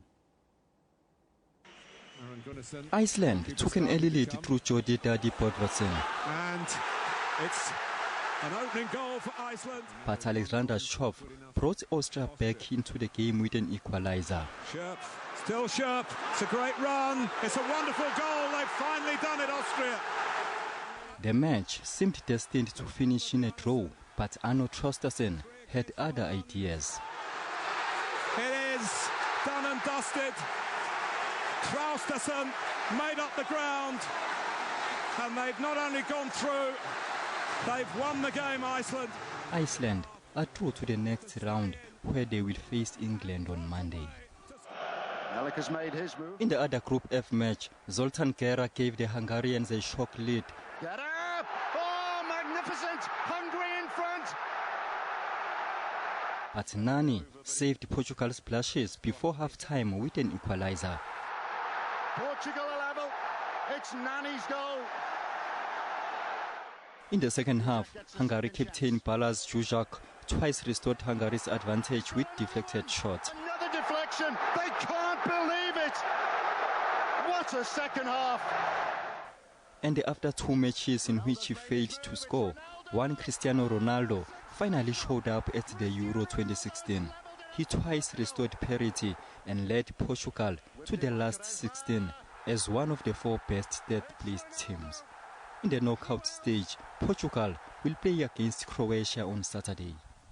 The knockout matches will kick off on Saturday afternoon, with Switzerland taking on Poland before Wales lock horns with Northern Ireland. On Sunday, France will be up against the Republic of Ireland, with Germany facing Slovakia before Belgium entertains Hungary in the late encounter. In what promises to be a mouth-watering clash, Spain, the 2-time defending champions, will face Italy on Monday before the Iceland-England encounter. Mduduzi Ndlovu, SABC News. And staying with football news, Chile beat Colombia 2-0 in the Copa America semi-final, and they'll be facing Argentina in Sunday's final after surviving a tumultuous match in Chicago that was halted for more than 2 hours due to an electrical storm. The reigning champions came into the game on a high after beating Mexico 7-0. It took only 6 minutes to make their mark again. Former Chelsea midfielder Cuadrado misdirected a header across his own goal straight to Charles Aranguiz, and the Leverkusen midfielder had the straightforward task of side-footing past David Ospina. Chile doubled their lead 4 minutes later. Chile were already 2 goals up at half-time, but the second half was delayed as lightning from a storm front powered towards Soldier Field and then drenched the stadium with rain. The teams came back to a waterlogged pitch, and Colombia, who had a man sent off early in the second period, could not reduce the deficit. This result takes Chile into a replay of last year's final against Argentina in New Jersey on Sunday.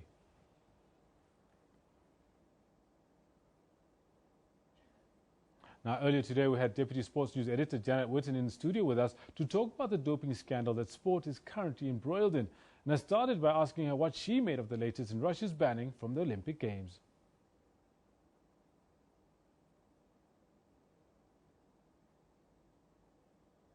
IOC doesn't really want to stop people from coming to compete, and they're treading a very fine line because they want to take a strong anti-doping stance, but they still want the Olympics to include the best of the best athletes. Yes, they have opened a small door for the Russian athletes, and they've said to them that if they can prove that they are clean, there is no presumption of innocence anymore. So they have to prove that they are clean rather than somebody else proving that they are not. And that's quite important because, and it's quite important where you differentiate between what's happening with Kenya and what's happening with Russia at the moment, because the Russians athletes will find it very difficult to prove that they are clean, because the only way that they can do that is to prove that they have been tested and tested negative outside of Russia. Remember, Russia has been banned from competing for most of the year. So their passports are, their doping passports, their anti-doping passports, are essentially not up to date, because unless they have been tested within the last 6 months outside of Russia, they can't prove that they are clean. So it is quite difficult for them to do that, but it is possible. So it sounds a bit like a false dawn then for people that are hoping to see their favourite athletes where they're coming from Russia to compete at the Games. I think it is a little bit of a false dawn. It is going to be a little bit easier possibly for some of the top Russian athletes who do compete all over and maybe training all over. And remember, Russian athletes have been training for the past 6 months, even though they haven't been competing, in the hopes that they would be able to be allowed to compete. And those athletes may have been tested outside of Russia. So there may be a few that will be able to pass muster. Very interesting, because I mean, if memory serves correctly, the last time that a major sporting nation was not at the Olympic Games was in the years 1980 as well as in 1984. And there were very different reasons why the United States boycotted and why Russia had boycotted previously. But how will these games get affected if Russia, almost en masse, is not at these games? You know what, I think that it's an important step that's being taken, and it's important for world sport, and not just for the Olympics and not just for athletics. It's important for world sport that the stand is actually taken. And in a sense, it's almost serves a purpose that it is one of the big nations. You know, if it was one of the smaller nations that wasn't there, it's like, okay, we'll carry on anyway. But the fact that the anti-doping people are prepared to take a stand against one of the strongest nations involved in athletics, and now in weightlifting as well. I mean, the weightlifting one is significant as well, because not only Russia, but it's Kazakhstan. Kazakhstan is a huge weightlifting nation. That's multiple potential medals that we're talking about between those Eastern European countries that are affected by the weightlifting ban. And the fact that they are prepared to say, no, it doesn't matter. We don't care if you are the best of the best. If you're not going to play the game, you're not going to get away with it. Wow, right now Kenya was also a bit in the spotlight around about when the IOC summit was going to be meeting for not meeting the WADA code in terms of how they did their anti-doping. Now the stated mission to test Kenyan and Ethiopian athletes ahead of the Games, do you expect it to throw up any more surprises? You know, it's always going to, because it doesn't matter what the situation is, who it is. There's always something unexpected. But I think what people must understand is that the reason Kenya's situation is slightly different from Russia, and the fact that the Kenyan Athletics Federation hasn't been banned, it is their doping system that has been under the spotlight, and the Kenyan Athletics Federation is not banned as the Russian Athletics Federation is. ARAF has been banned as a federation, but the Kenyans haven't, because the Russians were accused of state-sponsored doping, that the administrators within the Russian system were helping the dopers get away with it. Right. Kenyans haven't been accused of that. They just have a doping system that doesn't work very well, and that they now seem to be getting in order, so it should be okay for them. That's very good that you cleared that up. And in closing, before we let you go, Janet, the release of the blood samples that were held in Spain since 2003, the Spanish High Court has actually ordered them to be released. Something brewing there, something massive is going to come out of it. Apparently there are top athletes, top tennis players, top boxers that whose samples were tainted. What do you make of that? I think they're going to be, you asked if there were some unexpected names going to be coming up, and I think there are going to be plenty of those. Remember, Spain is a huge centre for training for athletes across all sorts of sports.